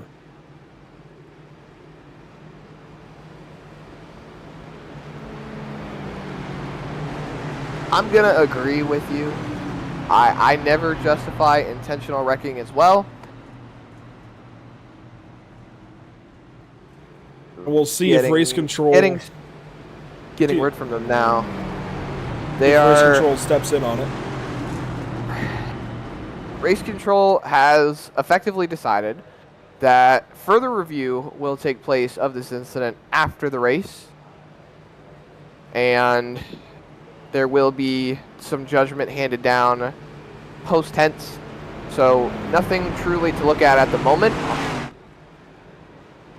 I think that's a smart call. I really support that call, actually. It's easy to make a rash decision live when you've just seen it, but it's even easier to say, hey, let's look at this after the fact and make a post-race penalty if needed. It's a lot to try and do live when you're one person, and it looks like it is a one-person race control. That's a really smart decision. Say, let's just handle this after the race. You guys go handle it on the racetrack for now. And we're going to restart with about 10 laps to go, maybe 11, as we've got 13 left at the moment. Well, they are 2 to green at the moment, so we'll get 1 to green next time by, and we will restart with about 10 laps to go. Yeah, 10 or 11 to go. Wolsifer in the pit lane trying to repair some of that damage. You know, when we know these guys better, we're going to go in and dive in for that interview with Wolsifer. Not knowing these guys just yet, I think we'll stay back for now, but I would love to talk to the driver of the 56 car right now and know what he's thinking. I'm sure it would be filled, I don't know the guy, but if I had to guess, with a couple of words that we can't use on TV. If you've been listening to the radio communications like I have, there are a lot of words we can't use on TV that have been said so far. Glad we have those muted for now. And speaking on that, actually, one driver that was voicing his less than appropriate opinion over the radio, Patrick Hernandez, after that little incident that collected him in turns 1 and 2, he has effectively taken that car behind the wall. He's done for the day. That's another free spot for Patynko here, who has been doing what he can, like he told us, to claw that car up. Like he said, he was holding that wheel at 10 o'clock, which I can speak from experience is not a fun situation. So the fact that he's still holding pace, the fact that he was keeping that car in the top 10 is great. But at the same time, Andrew, we've only got 11 cars on the lead lap. Here's an important choose, I think, and that was bottom lane for both Housman and Buzzeo, top lane for Borbell. That is very interesting for the 2-car to go up there and choose like that. And I think he wants that spot. I think he knows that he can put that car in a position to be a little bit more competitive rather than sitting back and fighting for too long.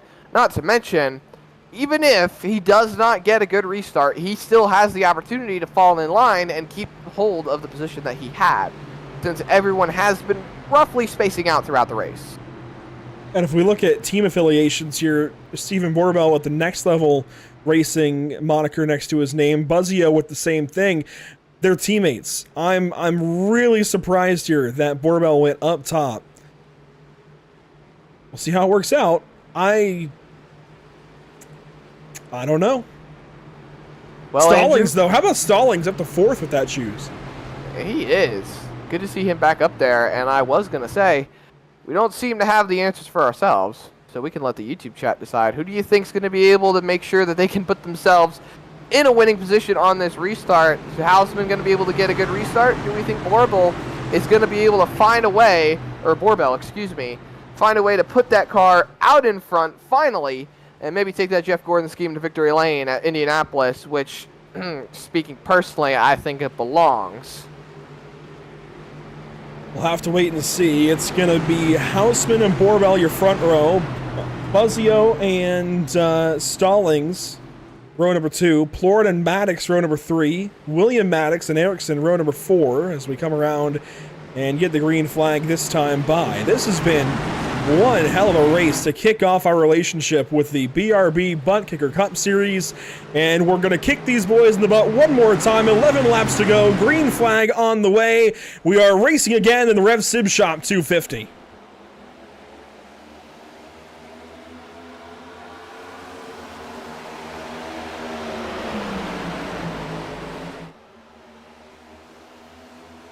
Side by side for 3rd.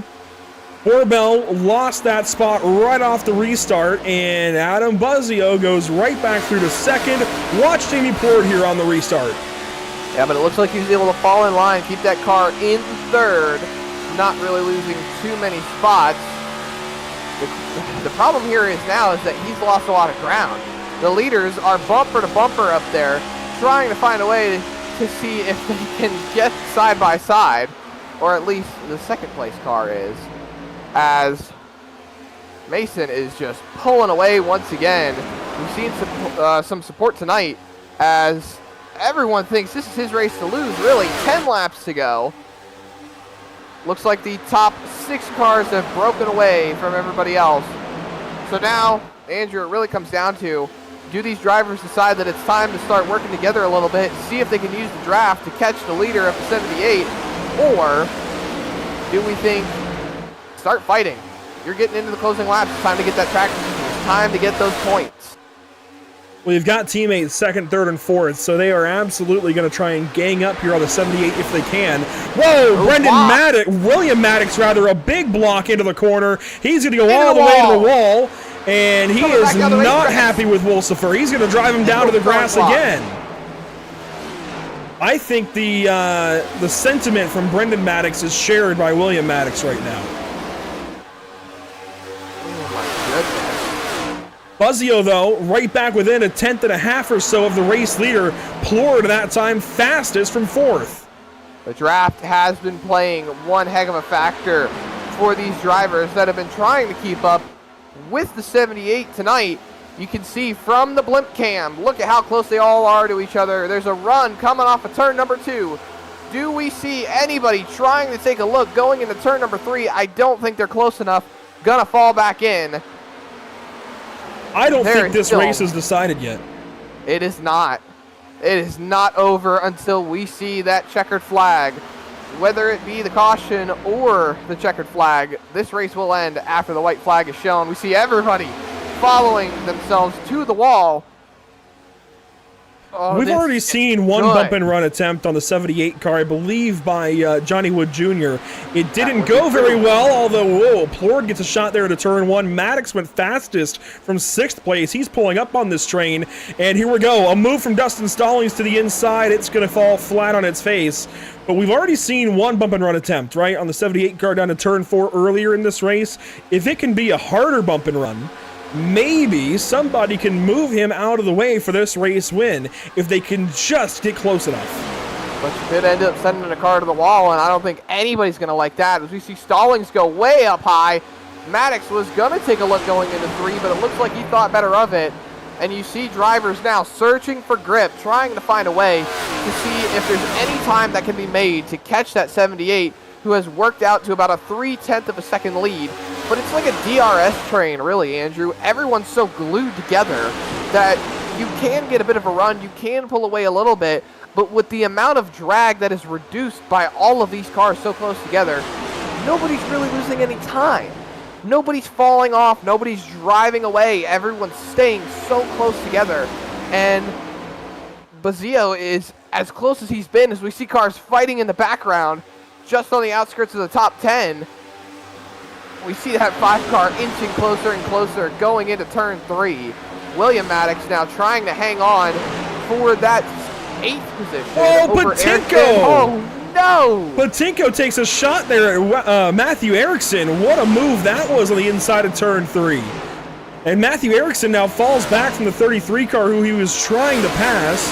Patynko's 10th, Erickson is 9th, Maddox is 8th, and Patynko really needs those points.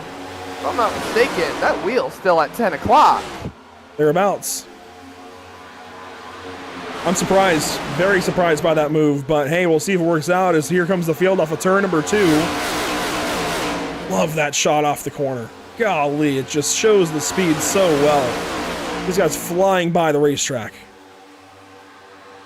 Well, Andrew, 5 laps to go when we hit the line. Nobody is giving up just yet as we see some fight going on for 3rd. What do you think? Do we see this race end in overtime, or do we see them take it all the way? Oh, stalling! Stallings, and there's a caution. A quick caution for Maddox. William Maddox turned around. That about saves Dustin Stallings. I spoke too soon. I spoke. You spoke it into existence. Way what you too did. soon. Oh man. This shouldn't take us to overtime. This comes with 5 laps to go, but William Maddox is absolutely destroyed here. Racing with Matthew Erickson. Let's see what happens down into the fourth turn. Maddox just turns himself off the nose of the 20. Those heavy blocks were going to end up biting him in the butt at some point. It looks like they bit him a little too soon. So that's unfortunate for the 33. Yeah, Erickson didn't quite get all the way down, and Maddox kept blocking, and they met in the middle. I'd have to put that on both drivers. Unfortunate set of circumstances, and you know, the question I was going to ask when it says, do we see this race going into overtime, is the drivers up front have all been racing relatively cleanly, and we've all seen the fights in the back half of the field. So, and it looks like race control is going to call this a racing incident. Yeah, I think that's a smart call too. I think that's on both drivers, honestly. Boy, I can get along with this race control already. Yeah, that was, yeah. Erickson could have gone further down the track, but you're also into a corner. You've got the big block from the 33 cars. We've got a couple of cars coming in for the pits. This is going to be an Erickson hit him. Well, here we go. Pit stops underway. This could be a game-changing moment. I mean, these guys are going to line up 7th, 8th, maybe a little better depending on the choose call. Dustin Stallings, watch out for this 0 car maybe. And even Maddox. Maddox was looking really good on that run. If I'm not mistaken, he might still have the fastest lap of the race. He still does. 51.6 at the moment. Now, the beauty of Pit Stop TV is that Andrew, our glorious lead commentator and producer, has all of the great stuff listed, all of the statistical data for these drivers, so we know who has tires and who doesn't. Andrew, enlighten us here. Do we see these drivers staying out because they ran out of tires, or do they think they can actually manage to get this car to the end of the race and not have to worry about these drivers on fresh tires? I think they've got plenty of tires. Certainly, Housman and Buzzeo have tires. They've each been in the pit lane 4 and 3 times, respectively. Borbell is the only... Well, Borbell and Wolsifer are the only 2 drivers in the top 5 that have pitted 5 times. And it's hard to say for Borbell if he's taken tires each time. It's also hard to say for Wolsifer, but regardless, Wolsifer pitted 9 laps ago. The rest of these guys pitted 22 laps ago. So I also would watch for the 56 car. He's going to have the best shot with better tires, at least, than the rest of these leaders right off the restart. But Stallings, Maddox, Blythe, those guys might have a run here. They're, of course, all going to reset that clock, have brand new tires and a full tank of Sunoco race fuel. And it's all going to come down to this choose. This puts the onus on the drivers here, and I love that about choose cone racing. I really do. We see it in short track racing. We see it here now in the NASCAR Cup Series, NASCAR Xfinity Series, and NASCAR Craftsman Truck Series. I think it's permeated from the bottom up, and we'll see what these guys do down the front stretch. So it's going to be a quick choose for the bottom for Housman. Where does Buzzeo go? I think he's going to stay bottom, and he will. Borbell goes high, Plord goes high, Wolsifer is going to go low, and Erickson goes low, and Stallings is going to go from 7th to lining up 6th. That's what I'm talking about. Oh my goodness. So he gains a row, but he is going to be on the top side. He's going to go there with Maddox in the 8 car. Maddox is behind him. And Andrew, we look and see now, Wolsifer is on the bottom, not 3 cars behind him. Both the Maddox brothers lining up on the top. Do we see a little incentive to get a little racy? Because these guys have seemed to be a little on edge with each other now, but I think Wolsifer is okay. Remember, he pitted 10 laps ago now, and half of those now have been under caution just about. So he only had that short run on those tires. He's going to have better tires than the 4 cars ahead of him.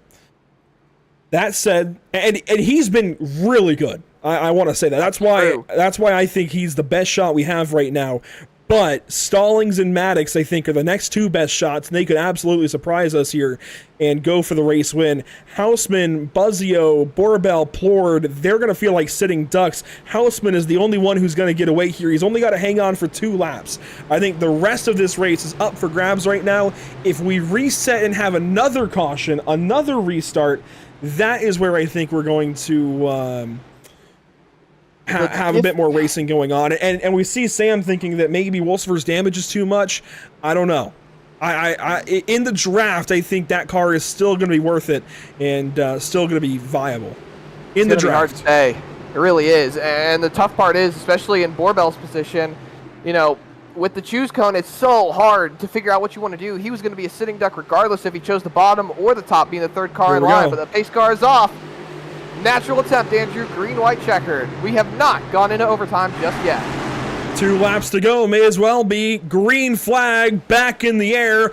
2 more laps in the Rev Sim Shop 250 at Indianapolis. And Stallings has a big restart. Borbell actually was able to fall in line into 2nd this time around. It looks like the 5 of Buzzeo did not get a good restart. They're making contact all throughout the field. This is going to be a hair-raising restart. Everyone's shuffling around. I think you've got a good pick here, Andrew. Stalling has made his way up to 4th. He's gained 2 spots. There's contact between Maddox and Wolfster. Everyone's all over. Wolfster, thank you. Tongue-tied with all the action going on. Watch Stallings here. He's going to pull up on the 2 car of Borbell and have a run maybe, but we're only going to have 1 more lap when we get back around. 1 lap to go, this time by Indianapolis. Stallings in the wall. He's trying a little too hard. Maybe 1 other car in the wall. It is the white flag for race leader Mason Housman. He has led this race so much. There's a lot of heavy blocks going on in the back half of the field. I hear 1 car going around. No, that's just a lot of cars going up towards the fence.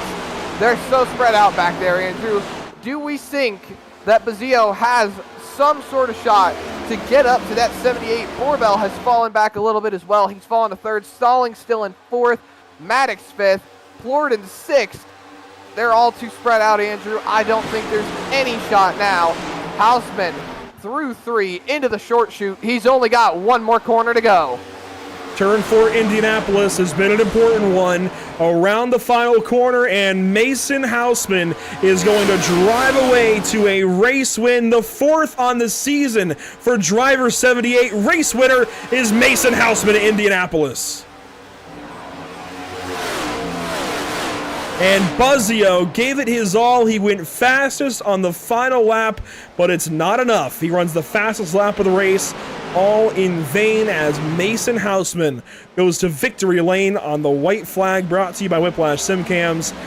Unbelievable race for him. Up and down again. That crash he had earlier in the day, that spin he had, to come back from that and go to victory lane what looked like so effortlessly is a big, big statement for the rest of this field, the rest of this league to take notice on. The championship might just be running through driver 78. What a race, Andrew. What a topsy-turvy event, and he led almost 3/4 of this race. What a drive. 2/3, exactly 2/3 of this race. Well, if you want to go down to the decimal, little under 2/3. I'm sure he was in the lead for another 0.6 of a lap somewhere. But a burnout for Housman regardless. Race winner at Indianapolis. Such an important place to get a win. Such a historic place, obviously. Does the burnout across the bricks. No worries about that here in the BRB Cup Series. A well-earned burnout.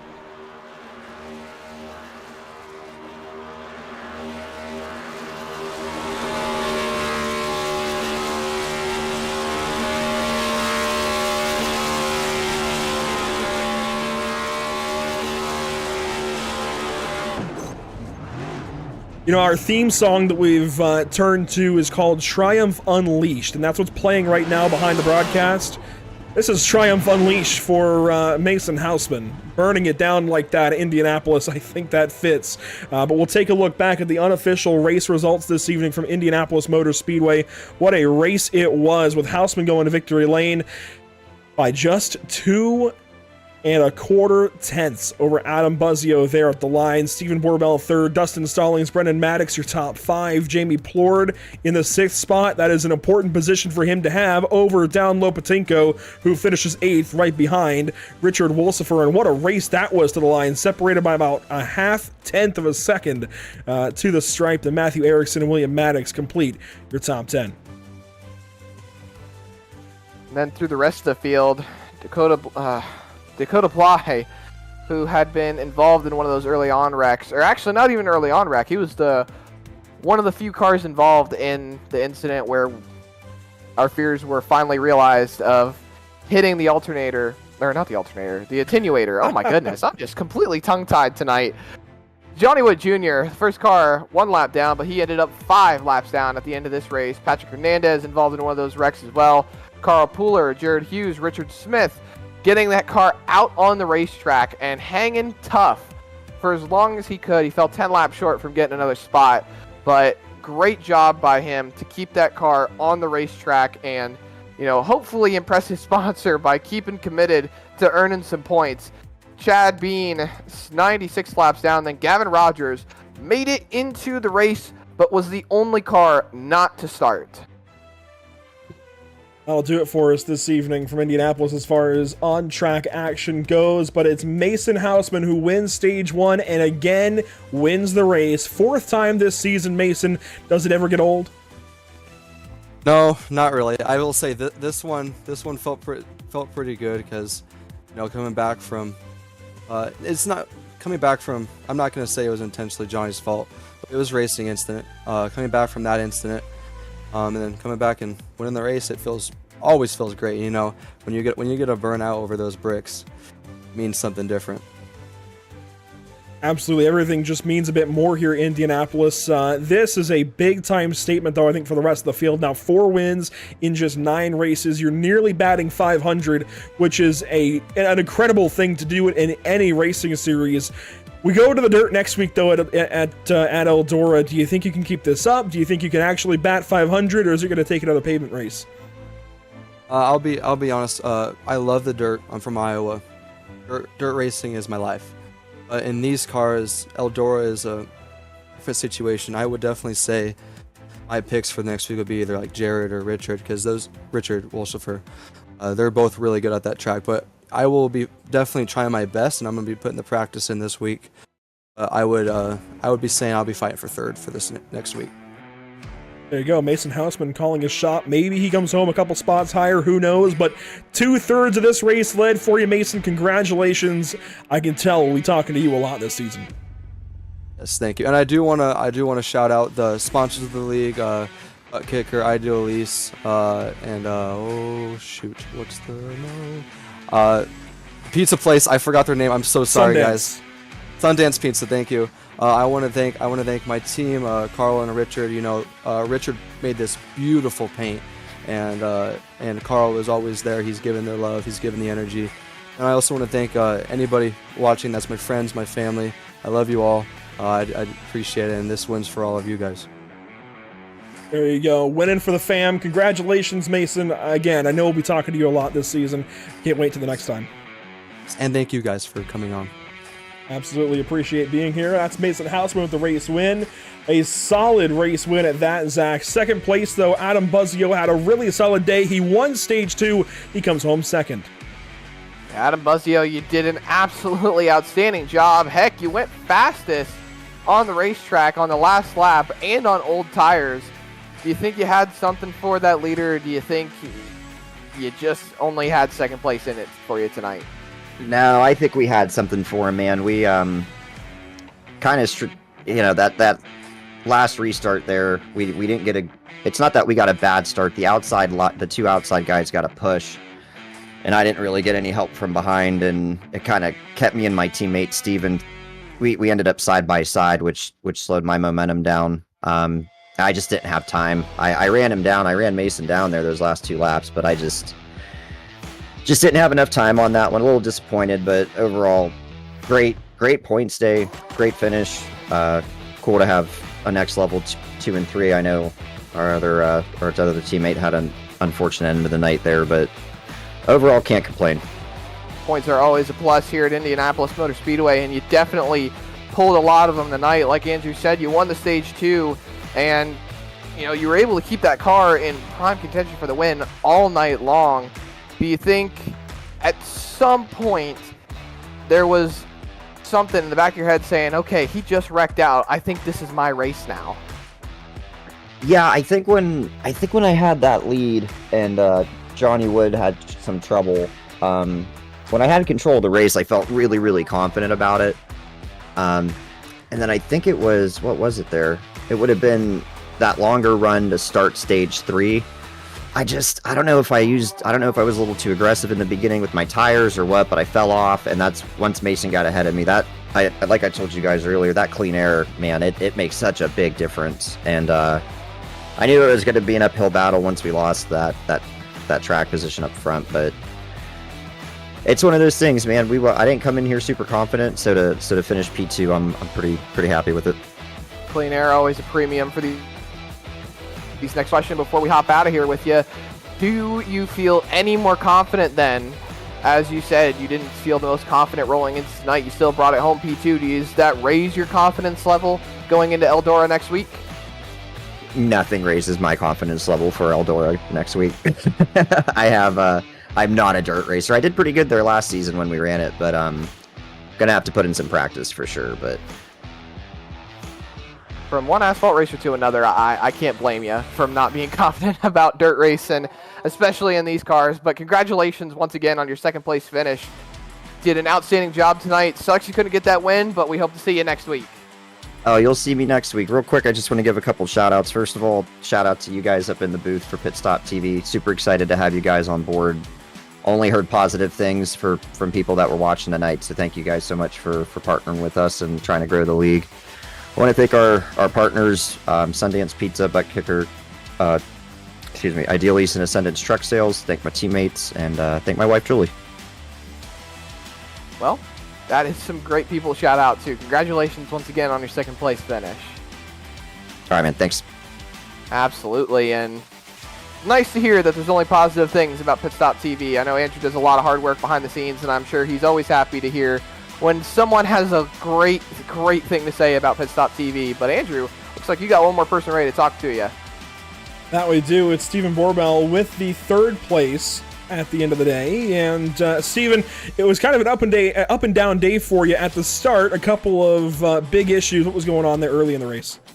Yeah, Andrew, you know what? I just didn't qualify as good as I'd wanted. I knew I had single car speed by myself and around a group of cars, and just getting shuffled back in the pack early on was not my ideal, and I probably just overdrove it a little bit too early on, but thankfully was able to rebound. Yeah, I got to be honest, it was looking a little bit rough at first. A couple of incidents to get the day started for that beautiful Jeff Gordon look-alike paint scheme. But everything came back around later in the day. You had a couple of shots there at second place with your teammate, Adam. Could you have gotten him if the race went a little bit longer, or was it really just him off to the races chasing Mason? At the end of the day, if I was really trying to, I think I could have had him. However, Adam's still chasing that first win this season. Thankfully, I already got mine. And my goal has been to get Adam that win, and I tried as much as I could to get him that win. And on that final restart, accidentally got in front of him, which I didn't necessarily want to happen because I wanted to be pushing him. So we lost a little bit of time because I gave up the position going into 2 there. And at that point, we just couldn't get Mason, but was just really looking to push Adam past Mason. Well, it's a dirt race next week, a completely different kind of game. Man. What do you have for it? I have no idea. Last year was my first time doing a dirt race. We did Eldora, and I think I got 4th or 5th or something. Honestly, just looking to survive and have fun. I think you got to watch out for Richard Wolsifer and Jared Hughes next week. There you go. Congratulations on the P3 finish. Hopefully we're talking to you again soon. Yes, thank you guys so much. Love having you guys on. Absolutely. It's been a pleasure to be here so far. And Stephen Borbell in the third spot. I think, positive things, positive feelings after that third place finish. Sometimes a lot of third place finishers are frustrated, right? They just couldn't quite get there. Something went wrong for them. They couldn't get the win. They couldn't even get second, and they're upset about it. But that was very positive third place. Stephen Borbell, we like to see that. Zach, up next for these guys, the dirt race. We've been talking a whole bunch about it. August 13th. What a show that's going to be. I have zero expectations going into that one. I don't know what to expect. A lot of wrecks. I hope not, but we might see a few. That we will. It's always tricky putting an asphalt-based car on a dirt track, and we saw that especially when NASCAR tried it out with Bristol Dirt. So taking a car to a dirt track is definitely taking these cars especially to a dirt track is going to be one heck of a show. But I'm super excited for tracks like Chicagoland, Bristol, California. Those next few races coming up, I think it's going to be an amazing show that these drivers will put on. And I don't know what to say really more than that, because we already saw what these guys will go through tonight. And I don't know about you, but I've heard some choice words over the radio. Well, I'm glad we didn't on the broadcast side. I'm sure they would have been not quite usable for TV, but just 4 races remain now. In fact, it's interesting how we pick up at race 9 with exactly 5 races left in the regular season and 5 races in the chase. But now only 4 races remain until we go chase racing, 3 of them on pavement, 1 of them on dirt. Going to be an interesting ending here to the BRB Buttkicker Cup Series in season number 2 for sure. That's a look at the season schedule. Here's a look at what's upcoming for us at Pit Stop TV. Again, next up we go down to Australia, down under, for the Phillip Island circuit for the North American Racing League in Maradness. Their final round of the season, championships being crowned, and each championship is within single-digit point standings, as the points leader in the pro class is unable to make the final race because he's going Porsche Esports Cup qualifying on Saturday. It's the weirdest headline I've ever said, I think. The points leader can't make the final race. He's going to lose it because it's a no-drop race. I'm blown away. So single-digit point gaps for each of the championships in Pro and Am in that series. You've got to tune in for Divisions 1 and 2. Going to be a lot of fun. And then on Sunday, we go short track racing again with the Icon Cup Series, August 11th at Richmond, before we go racing on August 13th at Eldora with the BRB Buttkicker Cup Series. Race number 2 of our coverage, race number 10 of their season. It'll be a lot of fun as we move on in this season. And Zach, there's plenty of places to keep up to date with Pit Stop TV. For all you Buttkicker Cup Series fans that are joining us here on Pit Stop TV, you get to see the glorious whatever it is that I go through trying to explain all the great places to follow along with Pit Stop TV, which is pitstoptv.com, facebook.com/pitstoptv, Instagram.com/pit_stop_TV, Twitch.tv, finally back on Twitch after a long hiatus away, Twitch.tv/pit_stop_TV, the best place, the great place, the awesome, bestest place, if that's even a word, to watch Pit Stop TV, youtube.com/pitstoptv1, and then x.com/pitstoptv_. Andrew finally got that link changed over. So great, because I was getting really tired of saying Twitter, and I feel like I really shouldn't be saying Twitter anymore. And also, I want that paint scheme, that Pit Stop TV paint scheme on that NASCAR Cup Series car. Looks fantastic, Andrew. Top tier. Well, that'll do it for us this evening from Indianapolis. Again, thank you for tuning in, and a big thank you to all of the partners here with this BRB Racing League and Adam Buzzeo. Of course, the Rev Sim Shop 250 to Victory Lane goes Mason Housman, but also a big nod, of course, to the Buttkicker. A lot of prizes up for grabs in these Buttkicker Cup Series and these Buttkicker Leagues that they're associated with. Also a shout out to Ascendance Trucks, Ideal Lease, and Sundance Pizza being here this evening for us, and a big nod to our partners with the channel, of course, Whiplash Simcams, ATVO, CC's Business, and Cody Williams Design. It's been a fun one from Indy, but that will do it. We'll see you all next time. Thanks for tuning in. Zach, thank you for being here, and we will see you at Eldora, hopefully even on Saturday from Phillip Island. Until next time, have a great night.